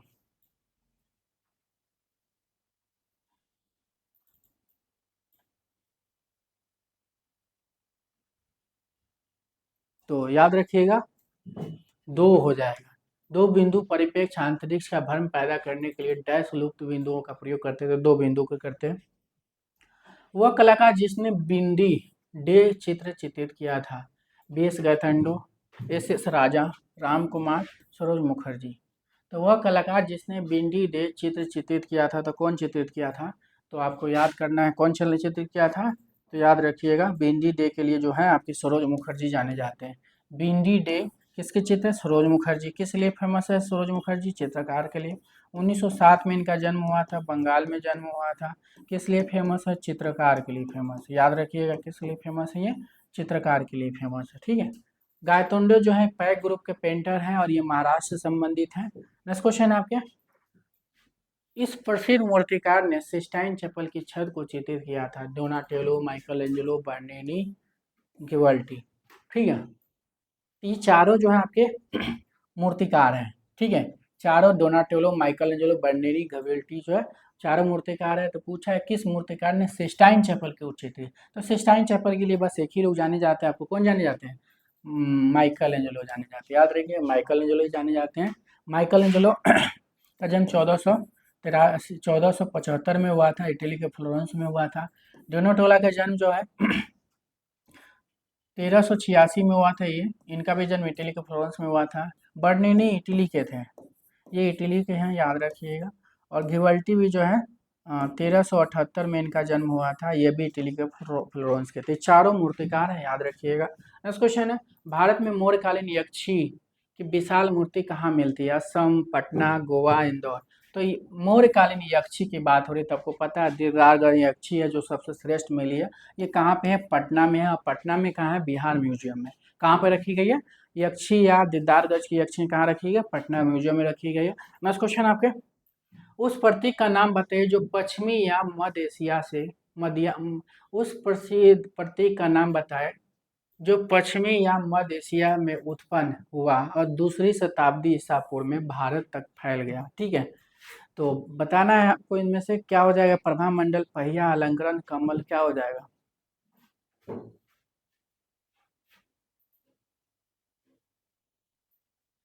तो उस प्रतीक का नाम मतलब प्रतीक का नाम बताइए जो पश्चिमी या मध्य एशिया में उत्पन्न हुआ और दूसरी शताब्दी ईसा पूर्व में जो है आपके ईसवी पूर्व में, दूसरी शताब्दी ईसा पूर्व में जो है भारत में फैल गया। तो प्रभा मंडल याद रखिएगा। जो मंदिर या जो मूर्ति होते हैं, मूर्ति के पीछे जो है प्रभा मंडल लगता है ना। ठीक है, तो ये जो है आपके कुषाण काल से ही से लगना शुरू हुआ था, याद रखिएगा। नेक्स्ट क्वेश्चन है, कौन सी कला हेलेनिस्टिक और बौद्ध रूपों का मिश्रण है? हेलेनिस्टिक और बौद्ध रूपों का मिश्रण है, तो क्या हो जाएगा? मौर्य कला है, गुप्त कला है, होयसल कला है, गंधार कला है। तो क्या पूछा है? हेलेनिस्टिक और बौद्ध। बौद्ध जो है आपके भारत की कला है, मतलब भारत का सब्जेक्ट है। हेलेनिस्टिक जो है आपके यूनान के हैं। तो दोनों को मिक्स करके कौन सी शैली चली थी? आपकी गांधार कला शैली चली थी। गांधार के अगर हम टाइमिंग बांटते हैं, गांधार शैली चली थी, और कुषाण काल के अंतर्गत दो शैलियाँ गांधार और मथुरा है, तो गांधार हो जाएगा। नेक्स्ट क्वेश्चन है आपके, गुप्तकालीन मूर्तियों की कलात्मक गतिविधियों के प्रमुख केंद्र कौन से थे? गुप्तकालीन मूर्तियों के लिए कलात्मक गतिविधियों के प्रमुख केंद्र कौन थे? तो गुप्त काल में दो केंद्र थे। एक गुप्त काल के जो एक सारनाथ जो था, और दूसरा जो है आपके मथुरा था। तो मथुरा जो है आपके कुषाण काल का भी केंद्र था, ठीक है। तो कुषाण काल में तीसरी शताब्दी तक था। उसके बाद जो है आपके गुप्त चलती है, तो गुप्त का भी मथुरा बन गया। तो मथुरा याद रखिएगा, मथुरा और सारनाथ मतलब पहला आंसर, ठीक है। तो पहला आंसर हो जाएगा यहाँ पे। नेक्स्ट क्वेश्चन है, माँ और बच्चा एक प्रसिद्ध कृति है। देखिए, मथुरा जो है आपके कुषाण काल का भी केंद्र माना जाता है। मथुरा कुषाण काल का केंद्र जो है गंधार और मथुरा है। और कुषाण काल में जो है 1 से 50 ईसा पूर्व से 300 ईस्वी तक कुषाण काल चली थी। कुषाण काल जैसे समाप्त होती है गुप्त आती है, ठीक है। तो गुप्त जो है सारनाथ में काम कर रहे थे, और साथ में मथुरा को भी, मथुरा में भी काम हुआ। तो याद रखिएगा, कुषाण काल के टाइम तीसरी शती ईस्वी तक चला था। मथुरा जब गुप्त काल आया था, मथुरा में 5वीं शती ईस्वी तक चलने काम हुआ यहाँ पे, ठीक है। ज्यादा भी गया था, तो याद रखिएगा। नेक्स्ट क्वेश्चन है आपके, माँ और बच्चा एक प्रसिद्ध कृति है। माँ और बच्चा किसकी है? धनराज भगत की, हिम्मत शाह की, देवी प्रसाद चौधरी के, मृणालिनी मुखर्जी की है। माँ और बच्चा, ये चारों आपके क्या हैं? मूर्तिकार के लिए जाने जाते हैं। मृणालिनी मुखर्जी भी मूर्तिकार, देवी प्रसाद चौधरी, हिम्मत शाह, चारों मूर्तिकार है। तो पूछा है माँ और बच्चा प्रसिद्ध है, किसका है माँ बच्चा? आप लोग कमेंट कर सकते हो किसका है, ठीक है। और ठीक है, तो क्या हो जाएगा? माँ और बच्चा याद रखिएगा, धनराज भगत का है, ठीक है। किसका है? धनराज भगत। धनराज भगत आपके मूर्तिकार के लिए फेमस है। कहाँ के ये? तो ये आप याद रखिए, कहाँ के ये? तो कहाँ के ये? इनका जन्म 1917 में हुआ था, पाकिस्तान में हुआ था। याद रखिए कहाँ के? ये पाकिस्तान के हैं। हिम्मत शाह जो हैं आपके गुजरात के हैं, मूर्तिकार हैं। देवी प्रसाद राय चौधरी जो है आपके बांग्लादेश के। मृणालिनी मुखर्जी जो हैं आपके, ये विनोद बिहारी मुखर्जी के क्या हैं? बेटी हैं। इनका जन्म ये एक बार पूछा गया था, मृणालिनी मुखर्जी का जन्म। बताइए क्या हुआ, इनका जन्म कहाँ हुआ था?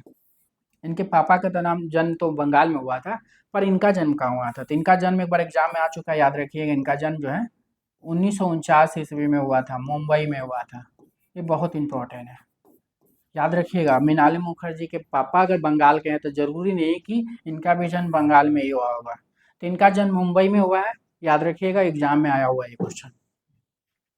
निम्नलिखित में से कौन सा कला का द्वयामी रूप नहीं है? तो painting, plastic art, drawing, print making. तो द्वयामी रूप नहीं है, तो द्वयामी रूप कौन सा नहीं है इसमें से? तो देखिए, पेंटिंग द्वयामी 2D होता है, ड्राइंग 2D होता है, प्रिंट मेकिंग 2D होता है। प्लास्टिक आर्ट को ही क्या बोलते हैं? मूर्ति कला बोलते हैं। इसी को क्या बोलते हैं? मूर्ति कला बोलते हैं, ठीक है। तो प्लास्टिक आर्ट बोलिए, मूर्ति कला आर्ट बोलिए, तो क्या है? 3D होता है, ये 3D होता है, ठीक है। तो याद रखिएगा, यहाँ पे यही ऑप्शन नहीं होगा। तो द्वयामी रूप नहीं है, तो वही पूछा है, तो ये नहीं होगा। नेक्स्ट क्वेश्चन है आपके, निमारी कला का संबंध किस राज्य से? पंजाब, राजस्थान, मध्य प्रदेश, हरियाणा। तो निमारी कला का संबंध किस राज्य से है? तो निमारी कहाँ से है? तो याद रखिए, कहाँ से है ये? मध्य प्रदेश से। निमारी कला कहाँ से है? तो मध्य प्रदेश से है, ठीक है। नेक्स्ट क्वेश्चन आपके, फरचित संबंधित है। फरचित किस लिए संबंधित है? रानी काजोल की कहानियां, माता दीनी पछेरी, देव नारायण, कालीघाट। तो फरचित्र तो सबसे पहले ये बताइए कि फरचित कहाँ से है? तो फरचित कहाँ से है? राजस्थान का है। राजस्थान के भीलवाड़ा जो जगह है वहां से है, ठीक है। लेकिन जो फरचित संबंधित है, तो देव नारायण से, याद रखिए, अभी एग्जाम में आ चुका है। फरचित किससे संबंधित है? देव नारायण से संबंधित है। नेक्स्ट क्वेश्चन आपके, कौन सा कला शैली फारसी कला से प्रेरित थी? Chitra painting, Cheriyal painting, Kalamkari, Sanganeri. तो कौन सी कला शैली जो है फारसी कला से प्रेरित है? तो फारसी कला से कौन सी पेरिस है? कौन सी कला शैली जो है फारसी कला से प्रेरित है? तो याद रखिए, कलमकारी। कलमकारी जो कला है फारसी कला से प्रेरित है, और ये कलमकारी कला कहाँ की है, तो आंध्र प्रदेश की। कहाँ की है ये, आंध्र प्रदेश की है। याद रखिएगा कहाँ की है, आंध्र प्रदेश की है। नेक्स्ट क्वेश्चन है आपके, कौन सा जनजाति पिथोरा चित्रकला का अभ्यास करती है, राठवा, भील, मुंडा, खासी। तो कौन सी जनजाति जो है पिथोरा चित्रकला का अभ्यास करती है, तो पिथोरा जो है किसका करती है, याद रखिएगा राठवा। राठवा जनजाति जो पिथोरा चित्रकला का अभ्यास करती है। नेक्स्ट क्वेश्चन आपके, निम्नलिखित में से कौन सी कला बौद्ध धर्म से संबंधित है, निमारी है, वर्ली है, थंका है, चेरियाल है। तो निम्नलिखित में कौन सी कला जो है बौद्ध धर्म से संबंधित है, बौद्ध धर्म से कौन से संबंधित है आपको पता है, कौन सी हो जाएगा, थंका शैली। थंका शैली कहाँ की है, तिब्बत की है। भारत में कहाँ है, हिमाचल प्रदेश। तो मुख्य केंद्र जो है तिब्बत है, भारत में कहाँ है, तो हिमाचल प्रदेश, याद रखिएगा। भारत में जो है हिमाचल प्रदेश में है, ठीक है, हिमाचल प्रदेश में है भारत में। और निमारी जो कला कहाँ की है, अभी जस्ट पीछे आया था, मध्य प्रदेश की है। निमारी कला मध्य प्रदेश से। वर्ली आपके महाराष्ट्र का है, महाराष्ट्र का है। ये सब एग्जाम में क्वेश्चन आए हुए हैं, ठीक है, याद रखिएगा। थंका जो है आपके हिमाचल प्रदेश, भारत में हिमाचल प्रदेश है, लेकिन मुख्य केंद्र जो है तिब्बत है। थंका जो शैली जो है आपके नेपाल, जैसे कि मुख्य केंद्र तिब्बत है, नेपाल में भी चित्रण हुआ है, ठीक है, और आपके भारत में हिमाचल प्रदेश में हुआ है। नेक्स्ट क्वेश्चन है, ध्वनि को काव्य रचना के रूप में किसने परिभाषित किया था, आनंदवर्धन, अभिनव गुप्त, भट्ट नायक, महिमा भट्ट। तो ध्वनि को काव्य रचना के रूप में किसने परिभाषित किया था, तो याद रखिएगा कौन हो जाएंगे, आनंदवर्धन हो जाएंगे। कौन करे थे, ध्वनि सिद्धांत कौन दिया था, आनंदवर्धन दिए थे। नेक्स्ट क्वेश्चन आपके, उस कलाकार का नाम बताइए जिसके प्रारंभिक पेंटिंग मुख्य रूप से देहाती भारतीय दृश्यों को साथ वास और गोचे की मिश्रित शैली में बनाई गई थी। अनुपम सूद है, एन.एस. बेंद्रे हैं, कृष्णा हैबर हैं, और आपके सतीश गुजराल हैं। तो क्या हो जाएगा,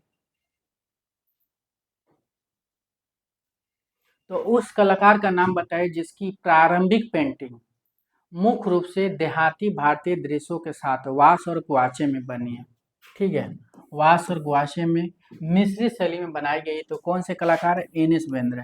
एन.एस. बेंद्रे किस लिए फेमस है, चित्रकार के लिए फेमस। शिक्षा कहाँ से लिए थे, इंदौर कला विद्यालय से, देवलालीकर इनके गुरु कौन थे, देवलालीकर थे। कला शिक्षा कहाँ दिए थे, ये एन.एस. बेंद्रे गुजरात में दिए थे।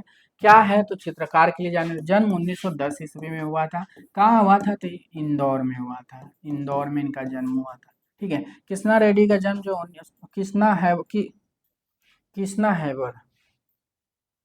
कृष्णा हैबर नहीं होंगे, के हैबर होंगे, के हैबर होंगे यहाँ, ठीक है। तो के हैबर अगर हम बात करते हैं तो इनका जन्म 1911 में हुआ था, कर्नाटक में हुआ था। के हैबर भी जो है आपके किस लिए फेमस है, चित्रकार के लिए फेमस है, ठीक है। अनुपम सूद जो है किस लिए फेमस है, छापा कलाकार के लिए फेमस है। इनका जन्म 1944 में हुआ था। कहाँ हुआ था, पंजाब में हुआ था। अनुपम सूद जो है पंजाब में, अनुपम सूद जो है महिला कलाकार के रूप में जानी जाती हैं। नेक्स्ट क्वेश्चन आपके, मोहनजोदाड़ो के डांसिंग गर्ल की कांस्य प्रतिमा किस संग्रहालय में प्रदर्शित है। जो डांसिंग गर्ल्स जो है, ठीक है, या नर्तकी है, वो किस संग्रहालय में है, जालान संग्रहालय पटना है, असम राज्य संग्रहालय गुवाहाटी है, राष्ट्रीय संग्रहालय नई दिल्ली है, किरण नादर कला संग्रहालय नई दिल्ली है। तो डांसिंग गर्ल्स की तो हम बताएं आपको, डांसिंग गर्ल्स कहाँ पे है, राष्ट्रीय संग्रहालय नई दिल्ली में। राष्ट्रीय संग्रहालय नई दिल्ली की स्थापना कभी पूछ देगा तो क्या हो जाएगा, 1949 में स्थापना हुआ था। राष्ट्रीय संग्रहालय नई दिल्ली में जो है प्रथम निर्देशक कौन थे, तो ग्रेस मोरले, याद रखिएगा। नेक्स्ट, डांसिंग गर्ल्स जो है आपके कहाँ से मिला है, मोहनजोदाड़ो से मिला है। कहाँ पे रखी गई है, तो राष्ट्रीय संग्रहालय नई दिल्ली में। डांसिंग गर्ल का साइज याद रखिएगा, 10.5 सेंटीमीटर में बनाया गया है। इंच में कभी पूछ देगा तो 4.01 इंच हो जाएगा। नेक्स्ट क्वेश्चन आपके, निम्नलिखित में से कौन सा मंदिर वास्तुकला की पूरी तरह से विकसित कलिंगा शैली प्रतिनिधित्व करता है, ठीक है। पाशुरेश्वर मंदिर, राजा रानी मंदिर, लिंगराज मंदिर, सूर्य मंदिर। जो कलिंग शैली का सबसे श्रेष्ठ मंदिर पूछा गया है कि यहाँ पे कौन सी सबसे श्रेष्ठ मंदिर है, ठीक है।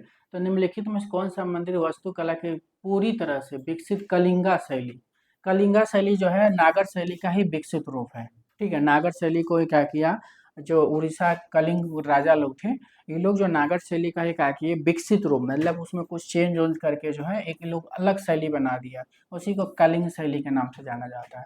तो कलिंग शैली का सबसे श्रेष्ठ मंदिर कौन सी है आपको यहाँ बताना है, तो क्या हो जाएगा, लिंगराज मंदिर। ठीक है, लिंगराज मंदिर जो है कलिंग शैली का सबसे श्रेष्ठ मंदिर है। पाशुरामेश्वर जो है आपके उड़ीसा का जो है सबसे प्राचीन मंदिर है। राजा रानी मंदिर उड़ीसा में, ये भी एग्जाम में पूछा गया, राजा रानी मंदिर जो उड़ीसा के भुवनेश्वर में है। ठीक है, सूर्य मंदिर मतलब कोणार्क के सूर्य मंदिर जो है आपके, ये भी उड़ीसा में। चारों मंदिर जो है आपके उड़ीसा का कलिंग शैली में बना हुआ है। नेक्स्ट क्वेश्चन आपके, उत्तर हड़प्पा काल के उस स्थल को चिन्हित कीजिए जिनमें मोहरों पर ना तो कोई धार्मिक वस्तु दिखाई देती है और ना ही पशुपति आकृति या मातृ देवी से संबंधित। तो क्या हो जाएगा, उत्तर हड़प्पा की बात हो रही है। उत्तर हड़प्पा के उस स्थल को चिन्हित कीजिए जिनमें मोहरों पर ना तो कोई धार्मिक वस्तु दिखाई देती है और ना ही पशुपति आकृति या मातृ देवी संबंधित। तो क्या हो जाएगा, लोथर। ठीक है, लोथर में नहीं दिखाई देती। नेक्स्ट क्वेश्चन है, लोथर कहाँ है, गुजरात में है। इसकी उत्खनन जो 1955 में हुआ था, आर एस बिष्ट किए थे, याद रहे। रंगपुर जो है आपकी, ये भी गुजरात में है। धौलावीरा भी गुजरात में है। ठीक है, नेक्स्ट क्वेश्चन आपके, ये तीनों जो है आपके सिंधु सभ्यता का केंद्र है। नेक्स्ट क्वेश्चन आपके, ताजमहल के निर्माण में प्रयुक्त संगमरमर के प्रकार की पहचान कीजिए। वेज, वर्ल्डीर, गिलियो, मकराना, किराए, व्हाइट। तो ताजमहल के निर्माण में प्रयुक्त संगमरमर के प्रकार की पहचान करिए, तो ताजमहल जो है आपके मकराना के संगमरमर से बनाया गया है। ठीक है, नेक्स्ट क्वेश्चन आपके, खपरे और रोहतेव की बैठी हुई मूर्तियां संबंधित है ग्रीक कला से, रोमन कला से, बजंटाइन कला से, मिस्र कला से। तो खपरे और रोहतेव की बैठी हुई मूर्तियां संबंधित है, तो किससे हो जाएगा, तो मिस्र की कला से याद रखिए। मिस्र कला, मिस्र की कला कितने कितनी पुरानी है, मिस्र की कला कितनी 100 वर्ष पुरानी है, तो 3000 वर्ष पुरानी है। 3000 वर्ष पुरानी है, मतलब 3000 ईसा पूर्व पुरानी है। बजंटाइन कला जो है इसका टाइमिंग 4 से 15वीं सदी तक चली थी। 4 से 15वीं सदी बोले तो 330 से स्टार्ट हुआ था और 1453 ईस्वी तक चली थी। ये कहाँ चली थी, इटली में चली थी। बजंटाइन कला कहाँ की है, इटली की। रोमन कला भी जो आपकी कहाँ की है, इटली की है। याद रखिएगा, रोमन कला का भी पूछ देगा कहाँ की है, तो इटली की है। ग्रीक कला यूनान की है। ग्रीक कला जो है कहाँ की है, यूनान की है, याद रखिएगा। नेक्स्ट क्वेश्चन है, अलोह धातु जिंक है, स्टेन स्टील है, क्रोमियम है, वेनेडियम है। तो अलोह धातु क्या होता है, अलोह धातु याद रखिएगा जिंक है। अलोह धातु क्या है, जिंक है। नेक्स्ट क्वेश्चन आपके, गुआन इन सांक्सी प्राचीन की लकड़ी नक्काशीदार मूर्ति किस राजवंश से संबंधित है, तो लियाओ, तांग, हंग, हान, छाऊ। तो क्या हो जाएगा, तो लियाओ याद रखिएगा, लियाओ। तो गुआन इन सांक्सी प्राचीन की लकड़ी नक्काशीदार मूर्ति किस राजवंश से संबंधित है, लियाओ हो जाएगा। बिहार के मिथिला क्षेत्र में किस भारतीय कला का प्रचलन है, तो मिथिला में आपको पता है, मिथिला कहाँ है, मधुबनी को, मधुबनी में ही बोलते हैं, मधुबनी चित्रकला को मिथिला बोलते हैं। तो पूछा है तंजोर कला, चंबा रुमाल, मधुबनी चित्रकला, कलमकारी चित्रकला। तो बिहार में मिथिला क्षेत्र में किस भारतीय कला का प्रचलन हुआ था, मधुबनी चित्रकला। तो मधुबनी चित्रकला याद रखिएगा, मिथिला चित्रकला या मधुबनी चित्रकला। ठीक है, कोई नाम एक चाहे मिथिला बोलिए या मधुबनी बोलिए, बात एक ही है। और कहाँ पे है, बिहार के जितवारपुर में। चंबा जो है किस लिए फेमस है, रुमाल के लिए। चंबा का प्रारंभ कहाँ हुआ था, हिमाचल प्रदेश में हुआ था। हिमाचल प्रदेश में हुआ था। ठीक है, कलमकारी चित्रकला कहाँ के फेमस है, ये भी एग्जाम में कई बार हुआ, आंध्र प्रदेश की, याद रखिएगा, आंध्र प्रदेश। ठीक है, ये आंध्र प्रदेश की है। तंजौर कला जो है आपके तमिलनाडु की है, याद रखिएगा। तंजौर कला जो है आपके कांच चित्रण पे या ग्लास पेंटिंग के लिए फेमस है। नेक्स्ट क्वेश्चन है आपके, द डांस ऑफ शिवा के लेखक ने, जो द डांस ऑफ शिवा जो पुस्तक है ये किसने लिखा है, तो द डांस ऑफ शिवा किसने लिखा, रविन्द्रनाथ टैगोर, अनिनाथ टैगोर, अर्नेस्ट विनफील्ड हेवल, अनंत कुमार स्वामी। तो कौन लिखा? अनंत कुमार स्वामी ने लिखा। अनंत कुमार स्वामी जो श्रीलंका के थे, इनका जन्म 1877 में हुआ था। कहाँ हुआ था? श्रीलंका में हुआ था। कहाँ हुआ था? श्रीलंका में हुआ था। किस लिए फेमस है अनंत कुमार स्वामी? कला समीक्षक हैं और लेखक हैं। और अर्नेस्ट बिनफील्ड हैबर भी जो है, इनका जन्म 1861 में हुआ था। और कहाँ हुआ था? इंग्लैंड या लंदन में हुआ था, याद रखिएगा। और ये भी क्या है? लेखक, कला समीक्षक है। अनिनाथ टैगोर जो आपके चित्रकार के लिए फेमस है। रविन्द्रनाथ टैगोर जो मूर्तिकार छोड़ के सभी थे, कवि थे, चित्रकार थे और बहुत सारी चीज थे। ठीक है। नेक्स्ट क्वेश्चन आपके, विरेचन सिद्धांत किसके द्वारा दिया गया था? हीगेल द्वारा, अरस्तू द्वारा, बामगार्टन द्वारा, सुसेन लेंगर द्वारा। तो विरेचन सिद्धांत किसके द्वारा दिया गया था? तो विरेचन सिद्धांत याद रखिएगा, अरस्तू द्वारा दिया गया था। विरेचन सिद्धांत पूछे, कैथारिस के सिद्धांत पूछे, अनुकरण का सिद्धांत पूछे या प्राकृतिक के सिद्धांत पूछे, चारों जो है अरस्तू हो जाएंगे, याद रखें। अरस्तु जो 384 ईसा पूर्व में इनका जन्म हुआ था। और कहाँ हुआ था इनका जन्म? ईसापुर में। तो यूनान में हुआ था। कहाँ हुआ था? यूनान में हुआ था। वामगार्टन का जो है, ये भी क्या है आपके? वामगार्टन भी दार्शनिक है, ठीक है, और लेखक के लिए फेमस है। इनका जन्म जो है 1714 ईस्वी में हुआ था, जर्मनी में हुआ था। कहाँ हुआ था? जर्मनी में। हेगल भी जो है दार्शनिक है, लेखक, इनका जन्म 1770 में हुआ था। ये भी कहाँ के? आपके जर्मनी के। याद रखिएगा, सारे क्वेश्चन बने हुए हैं इनसे। नेक्स्ट क्वेश्चन आपके, पहाड़ी चित्रकला के केंद्र की पहचान कीजिए। बसौली, बीजापुर, जौनपुर, नैनीताल। तो पहाड़ी शैली का केंद्र जो है आपके बसौली हो जाएगा। पहाड़ी शैली के अंतर्गत बसौली जो है सबसे प्राचीन केंद्र है पहाड़ी शैली का। और ये इसका प्रारंभ कहाँ हुआ था? जम्मू में हुआ था। जम्मू में हुआ था, याद रखिएगा। बसौली शैली का जम्मू में हुआ था। पहाड़ी शैली का सबसे शैली जो आपके कांगड़ा शैली है। नेक्स्ट क्वेश्चन आपके, निम्नलिखित में से मुगल सचित पांडुलिपि इलस्ट्रेटेड मैन्युस्क्रिप्ट कौन सी है? गीत गोविंद है, शाहनामा है, रागमाला है, हमजानामा है। तो निम्नलिखित में से मुगल सचित पांडुलिपि इलस्ट्रेटेड मैन्युस्क्रिप्ट कौन सी है? तो कौन सी हो जाएगा? हमजानामा हो जाएगा। हमजानामा किस पे चित्रण हुआ था? कपड़ा पे हुआ था। किस पे हुआ था? कपड़ा पर हुआ था। कितनी कहानियां हैं इसमें? 360 कहानियां हैं, ठीक है, याद रखिएगा। कितने चित्र बने हैं? टोटल 2400 चित्र बने हैं, ठीक है, जिनमें से 1000 कितने खंड में बने हैं? तो 12 खंड में बने हैं। 4 खंड में जो चित्रण किसने करवाया था? 4 खंड में जो है चित्रण जो है किसने करवाया था? 4 खंड में जो है चित्रण 1000 चित्र जो किसने बनवाया था? तो आपके 1000 चित्र किसने बनाया था? हुमायूं ने बनवाया था। और 8 खंडों में जो है चित्र किसने बनवाया था? 8 खंडों में चित्र जो है आपके किसने बनवाया था? 1400 चित्र जो है आपके अकबर ने बनवाए थे। सारे क्वेश्चन आपके एग्जाम के दृष्टि से इम्पोर्टेंट है। जय गीत गोविंद जो किसने लिखा है? जयदेव ने लिखा है, याद रखिएगा, ठीक है। नेक्स्ट क्वेश्चन आपके, निम्नलिखित में से कौन सी पुस्तक 5 प्रकार के पुरुषों चित्रसूत का स्रोत है? तो निम्नलिखित में से कौन सी पुस्तक 5 प्रकार के पुरुषों चित्रसूत का स्रोत है? तो क्या हो जाएगा? विष्णुधम उत्तर पुराण, याद रखिएगा। विष्णुधम उत्तर पुराण से ही चित्रसूत निकला हुआ है। तीसरे खंड के जो है 35 से 43 अध्याय से निकला हुआ है।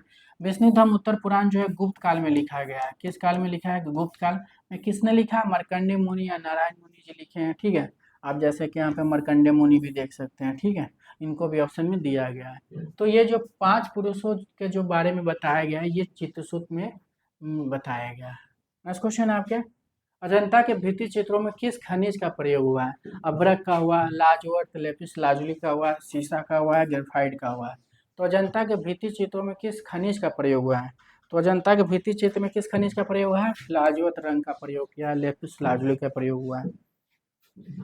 निम्नलिखित में से प्राथमिक रंगों का समूह कौन सा है? लाल, पीला, हरा, पीला, नीला, हरा, नीला, हरा, बैगनी, लाल, पीला, नीला। तो प्राथमिक रंग की बात हो रही है, तो प्राथमिक रंग हो, प्राइमरी रंग हो, मूल रंग हो, एक ही बात है, ठीक है। तो क्या हो जाएगा? लाल, पीला, नीला हो जाएगा। नेक्स्ट क्वेश्चन आपके, देवी प्रसाद चौधरी का संबंध किस संस्था से है? तो देवी प्रसाद चौधरी जो है, इनका संबंध किस संस्थान से है? तो शांति निकेतन, रवीन्द्र भारती, ये रवीन्द्र है, ठीक है, ये रवीन्द्र है, रवीन्द्र, ठीक है, रवीन्द्र भारती है, ठीक है। तो रवीन्द्र भारती जो है, तो ये क्या पूछा है? देवी प्रसाद चौधरी का संबंध किस संस्थान से रहा है? तो किस संस्थान से रहा? तो मद्रास स्कूल से रहा है। मद्रास स्कूल में देवी प्रसाद चौधरी कब गए थे? ठीक है, कब गए थे? 1929 में गए थे। कब तक रहे थे? 1957 ईस्वी तक देवी प्रसाद चौधरी यहाँ थे। मद्रास स्कूल के जो है स्थापना कब हुआ था? तो 1850 ईस्वी में हुआ था, ठीक है। और इसका संस्थापक कौन थे? डॉक्टर अलेक्जेंडर हंटर थे मद्रास स्कूल का। तो ध्यान रखिएगा, रवीन्द्र भारती जो विश्वविद्यालय जो है आपके कोलकाता में है, रविन्द्रनाथ टैगोर ने बनवाया, ठीक है। तो याद रखिएगा। नेक्स्ट क्वेश्चन है, निम्नलिखित में से कौन सी मैगजीन दृश्य कला से संबंधित है? मार्ग, संदर्भ, वाग, वर्क। तो क्या हो जाएगा? निम्नलिखित में से कौन सी मैगजीन दृश्य कला से संबंधित है? तो जो मैगजीन जो है मार्ग जो है दृश्य कला से संबंधित है। नेक्स्ट क्वेश्चन है आपके, वेन वाज मॉडर्निज्म नामक पुस्तक किसकी रचना है? गीता कपूर, पार्था मित्तल, जगन्नाथ पंडा, रतन परिमो। तो वेन वाज मॉडर्निज्म नामक पुस्तक किसकी है?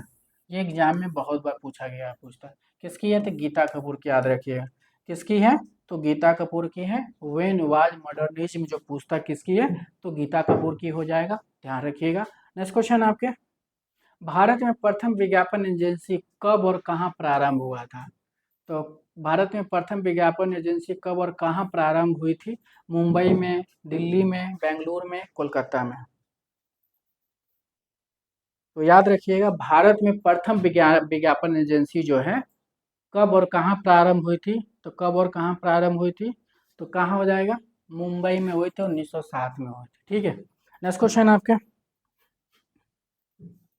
ऑफसेट मशीन के प्रकारों में निम्नलिखित में से एक कौन सा प्रकार होता है? सुजाता, सविता, सुरेखा।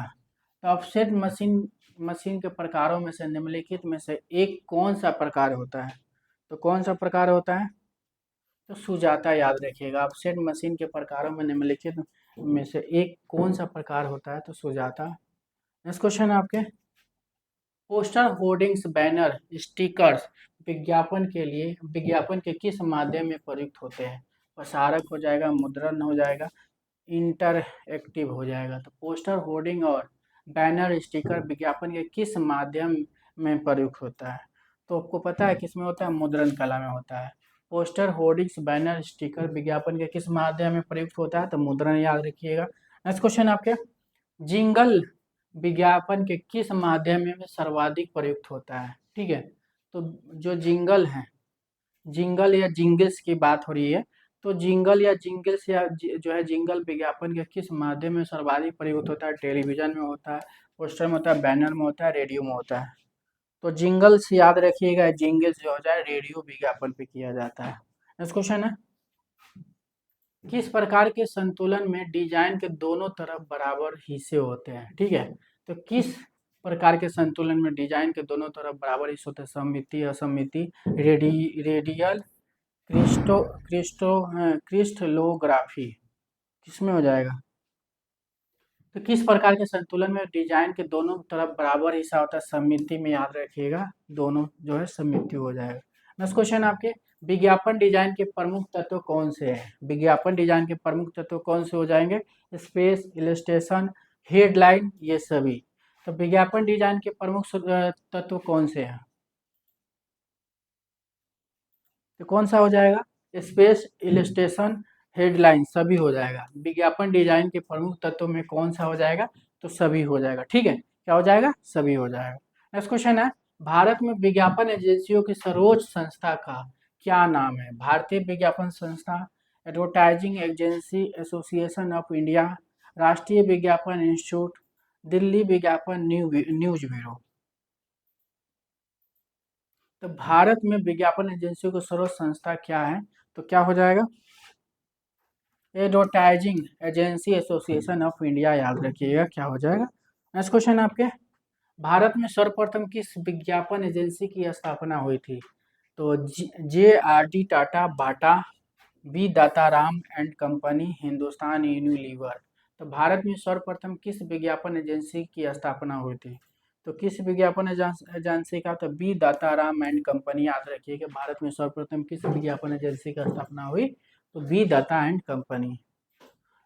वत्सायन लिखित कला के 6 अंक या षडंग कुछ अंतर के साथ डैश सौंदर्य शास्त्र में पाए जाते हैं, चीनी, जापानी, श्रीलंका, कंबोडिया। ठीक है, तो उत्साह लिखित कला के 6 अंग अंग अंक या षडंग, षडंग होगा वहाँ, षडंग कुछ अंतर के साथ डैश सौंदर्य शास्त्र में भी पाए जाते हैं, तो क्या हो जाएगा, चीनी याद रखिएगा। क्या हो जाएगा, चीनी हो जाएगा। सारे क्वेश्चन एग्जाम में आए हुए ये भी। भारत के फ्रेस्को बुनो तकनीक के विशेषज्ञ कलाकार चयन कीजिए, श्री राम कुमार, श्रीधर महापात्रा, श्री ललित मोहन सेन, प्रोफेसर देवकी नंदन। तो भारत में फ्रेस्को बुनो की बात हो रही है, तो फ्रेस्को बुनो की टेक्निक जो है के लिए एक ही जगह जानी जाती है, जयपुर पद्धति। जयपुर को ही आराज पद्धति के नाम से जाना जाता है, और जयपुर शैली आराज शैली के कलाकार फ्रेस्को बुनो के लिए कौन जाने जाते हैं, प्रोफेसर देवकी नंदन। प्रोफेसर देवकी नंदन का अगर हम जन्म की बात करते हैं तो 1919 में इनका जन्म हुआ था, अलवर राजस्थान में हुआ था। राजस्थान लिख लीजिए, राजस्थान, अलवर राजस्थान में इनका जन्म हुआ था। ठीक है, तो याद रखिएगा। ठीक है, अरे यार,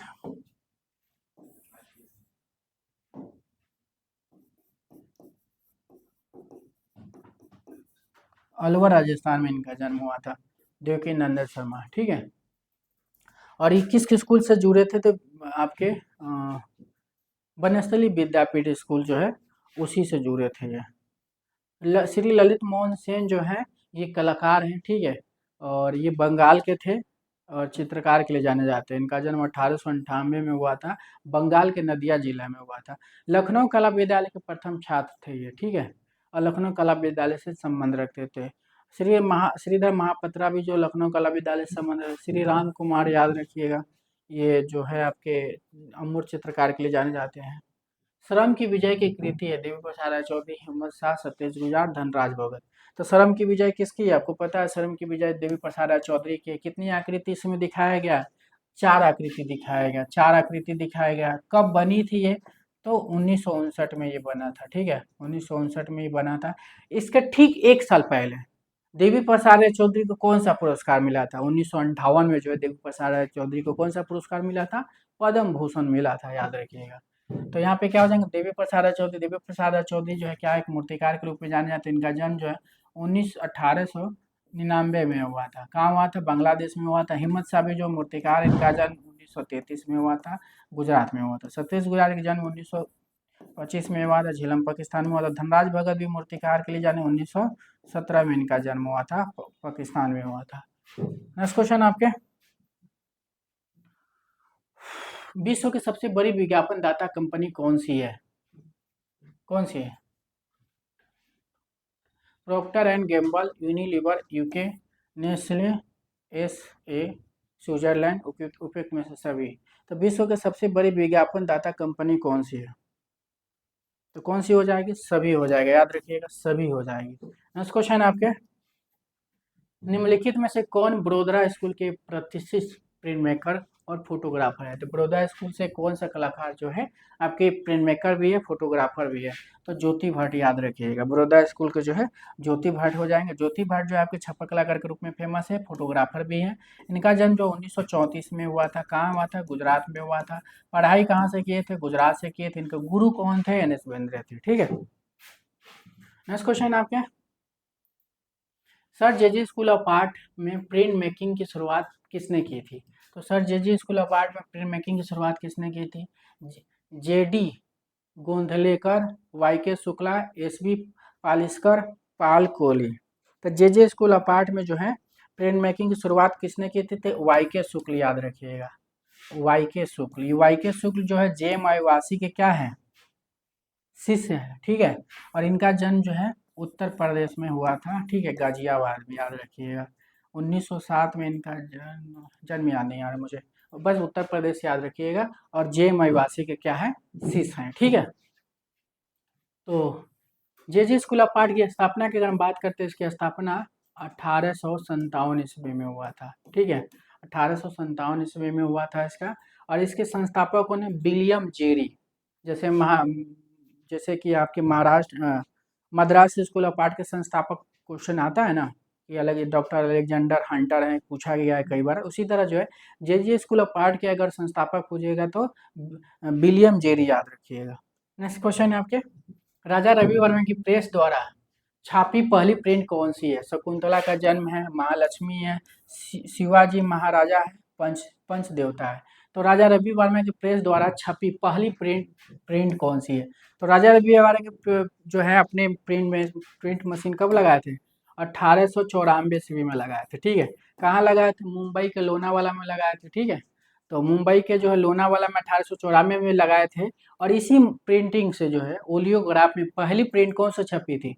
तो शकुंतला के जन्म याद रखिएगा। राजा रवि वर्मा की पेंटिंग जो है प्रिंट के द्वारा मतलब मशीन के द्वारा कौन सी पहली पेंटिंग छपी थी?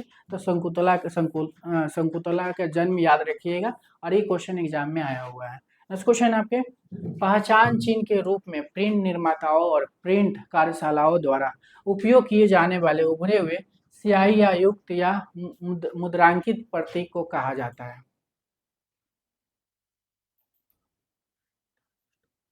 तो क्या कहा जाता है? पहचान चिन्ह के रूप में प्रिंट निर्माताओं और प्रिंट कार्यशालाओं द्वारा उपयोग किए जाने वाले उभरे हुए स्याही युक्त मुद्रांकित प्रतीकों को क्या कहा जाता है? तो ब्लाइंड स्टॉम्प याद रखिएगा, ब्लाइंड स्टॉम्प। नेक्स्ट क्वेश्चन आपके, प्रसिद्ध पेंटिंग द नाइट वॉच किसने बनाई थी? Rembrandt, Johannes, Vermeer, Gustave Courbet होंगे यहाँ पे, ठीक है। Vincent van Gogh, Corbett. प्रसिद्ध पेंटिंग द नाइट वॉच किसने बनाई थी? तो नाइट वॉच किसने बनाई थी आपको पता है, रेम्ब्रांड बनाए थे। रेम्ब्रांड जो चित्रकार प्रिंट मेकर दोनों के लिए फेमस, 1906 में इनका जन्म नीदरलैंड में हुआ था। ये डच कलाकार के लिए भी जाने जाते हैं, ठीक है। और नेक्स्ट क्वेश्चन आपके, प्रिंट मेकिंग के लिए किस प्रकार की पिगमेंट का उपयोग किया जाता है? Waterproof ink, alcohol ink, oil colour, offset ink. तो प्रिंट मेकिंग के लिए किस प्रकार के प्रिंट मेकिंग के लिए किस प्रकार के पिगमेंट का उपयोग किया जाता है? तो किस प्रकार के पिगमेंट का यूज किया जाता है? तो ऑफसेट इंक याद रखिएगा। क्या आ जाएगा? ऑफसेट इंक का यूज किया जाता है। प्रिंट मेकिंग में कौन सा कलर यूज किया जाता है? तो ऑफसेट इंक यूज किया जाता है। प्रिंट मेकिंग के लिए किस प्रकार के पिगमेंट का उपयोग किया जाता है? तो ऑफसेट इंक याद रखिएगा। नेक्स्ट क्वेश्चन आपके, प्रिंट में जिंक के लिए कौन सा उत्कृष्ट दाहक है? नाइट्रिक एसिड है, नाइट्रोजन है, सल्फ्यूरिक एसिड है, उपयुक्त में से सभी है। तो प्रिंट में जिंक के लिए कौन सा उत्कृष्ट दाहक है? मतलब कौन सा पदार्थ जिंक प्लेट के लिए काटने के लिए यूज करते हैं? हम लोग नाइट्रिक एसिड का यूज करते हैं। तो प्रिंट मेकिंग में जो है प्लेट को काटने के लिए कौन सी एसिड की यूज करते हैं? नाइट्रिक एसिड के लिए। नेक्स्ट क्वेश्चन है, कोलोग्राफ शब्द का प्रयोग सबसे पहले किसने किया था? Donald Stolt Stolt Stoltenberg, Charles Wordsworth, Glen Alps, Jane Orf. क्या हो जाएंगे? होलोग्राफ शब्द का प्रयोग सबसे पहले किसके द्वारा किया गया था? तो ग्लेन ऑल्प्स याद रखिए। कौन हो जाएंगे? Glenn Alps. नेक्स्ट क्वेश्चन है आपके, वुडकट किस प्रकार के प्रिंट मेकिंग प्रक्रिया के अंतर्गत आता है? Relief printing, surface printing, planography, intaglio. तो वुडकट आपको पता है, रिलीफ प्रिंटिंग मतलब उभरा हुआ सतह के अंतर्गत आता है, ठीक है। वुडकट जो है, भारत में वुडकट की प्रिंट की खोज किसने किया था? सनतकर किए थे, याद रखिएगा। भारत में जो वुडकट प्रिंट की खोज किसने किया? सनतकर किए थे। और सबसे पहले वुडकट जो है कहाँ खोजी गई थी? मतलब प्रिंट छपा कला सबसे पहले आपकी चीन में खोजी गई थी। हीरक सूत्र पुस्तक किस तकनीक से मुद्रित है? हीरक सूत्र पुस्तक जो है चीन में चित्रित हुई थी। हीरक सूत्र पुस्तक किस तकनीक से मुद्रित की गई? Etching, woodcut, lithograph, screen printing. तो याद रखिएगा, हीरक सूत्र या हरिक सूत्र जो है वुडकट में जो है सबसे पहले चीन में चित्रित की गई थी। ये पुस्तक है। नेक्स्ट क्वेश्चन है, पिकासो की शिकागो में हेड ऑफ ये वुमेन मूर्ति शिल्प बना है, पत्थर में, वेल्डेड में, वुड में। तो पिकासो की शिकागो में हेड ऑफ ए वुमेन मूर्ति शिल्प बना है, किसमें बना है? वेल्डेड याद रखिएगा, वेल्डेड मतलब हेड ऑफ वुमेन मूर्ति शिल्प जो है किसमें बना है? तो वेल्डेड में बना है। नेक्स्ट क्वेश्चन है आपके, प्लास्टर ऑफ पेरिस से बने मूर्ति शिल्प प्राप्त होते हैं, प्राचीन ग्रीस से, इटली से, प्राचीन ग्रीस एवं मिस्र से, उपयुक्त में से कोई नहीं। तो क्या हो जाएगा? प्लास्टर ऑफ पेरिस से बने मूर्ति शिल्प प्राप्त होते हैं तो प्राचीन ग्रीस और मिस्र से, याद रखिएगा। नेक्स्ट क्वेश्चन आपके, लास्ट बेस्ट विधि लास्ट वेक्स विधि का प्रयोग किस तकनीक में किया जाता है? धातु ढलाई, बालू ढलाई, ड्राई ढलाई, प्लास्टर ढलाई। तो लास्ट वेक्स विधि का प्रयोग किस तकनीक में किया जाता है? किसमें किया जाता है? धातु ढलाई में किया जाता है। लास्ट वेक्स विधि का प्रयोग किसमें किया जाता है? तो धातु ढलाई में किया जाता है। तो याद रखिएगा धातु ढलाई। नेक्स्ट क्वेश्चन आपके, चीनी प्रागैतिहासिक माउंटेड वॉरियर किसका एक अच्छा उदाहरण है? चीनी प्रागैतिहासिक माउंटेड वॉरियर किसका एक अच्छा उदाहरण है? संगमरमर मूर्ति शिल्प के लिए, धातु मूर्ति शिल्प के लिए, टेराकोटा मूर्ति शिल्प के लिए, बालू मूर्ति शिल्प के लिए। तो चीनी प्रागैतिहासिक माउंटेड वॉरियर किसका एक अच्छा उदाहरण है? तो क्या हो जाएगा? चीनी प्रागैतिहासिक माउंटेन वॉरियर जो है आपके टेराकोटा मूर्ति शिल्प का एक उदाहरण है। माउंटेन वॉरियर याद रखिएगा, टेराकोटा मूर्ति शिल्प के लिए चीन में जाना जाता है। नेक्स्ट क्वेश्चन है, कौन सा स्क्रॉल पेंटिंग झारखंड से संबंधित है? तो कौन सा स्क्रॉल पेंटिंग जो झारखंड से संबंधित है? देवरा, पथवारी, तेतकार। तो कौन सी हो जाएगा? तो कौन सी स्क्रॉल पेंटिंग झारखंड से संबंधित है? तो क्या हो जाएगा? तो पेथकार याद रखिएगा, झारखंड से स्क्रॉल पेंटिंग जो है पेथकार हो जाएगा। तो आपकी टोटल क्वेश्चन जो है 125 जो है आप लोगों के कंप्लीट कर दिए हैं, ठीक है। और ज़्यादातर जो है आपकी क्वेश्चन जो है हम चारों ऑप्शन पे ही बात किए हैं, ठीक है। और अगर आप अभी तक भी आप हमारे टेलीग्राम से अगर नहीं जुड़े हैं तो आप जुड़ जाइए, क्योंकि टेलीग्राम के जरिए जो है आप सभी के लिए जो फ्री टेस्ट दिया जा रहा है उसका फ़ायदा उठाइए। टेलीग्राम से जुड़ जाइए और टेस्ट जो है आप सभी को जो है एप्लीकेशन के थ्रू कराया जा रहा है। एप्लीकेशन के थ्रू देने से आपको कई फ़ायदा है, जैसे कि आप टेस्ट का स्कोर अच्छे से देख सकते हो, आप कितने रैंक में लाए हो, मतलब 100 लोग, 200 लोग या 500 लोगों में अगर टेस्ट दे रहे हो आप, तो आपके स्कोर पता चल जाएगा कि आपके 500 लोगों में कितने स्कोर हैं। वो दूसरी बात, आप वहाँ पे स्कोर देख सकते हो, मतलब कोई क्वेश्चन आपके गलत है तो उसको देख सकते हो, रिवीजन कर सकते हो। इसलिए जो हम लोग जो है आप लोगों को एप्लीकेशन के थ्रू करा रहे हैं। तो अगर आप इंस्टॉल नहीं किए हैं, टेलीग्राम ग्रुप से नहीं जुड़े हैं, तो डिस्क्रिप्शन में लिंक दिया गया, आप जाइए, जल्द से जल्द जुड़िए और फ्री टेस्ट का फ़ायदा लीजिए। अगर आपको मेरी ये वीडियो पसंद आ रही है तो हमारे वीडियो को जो लाइक करें, शेयर करें, सब्सक्राइब करें, ठीक है। Thank you.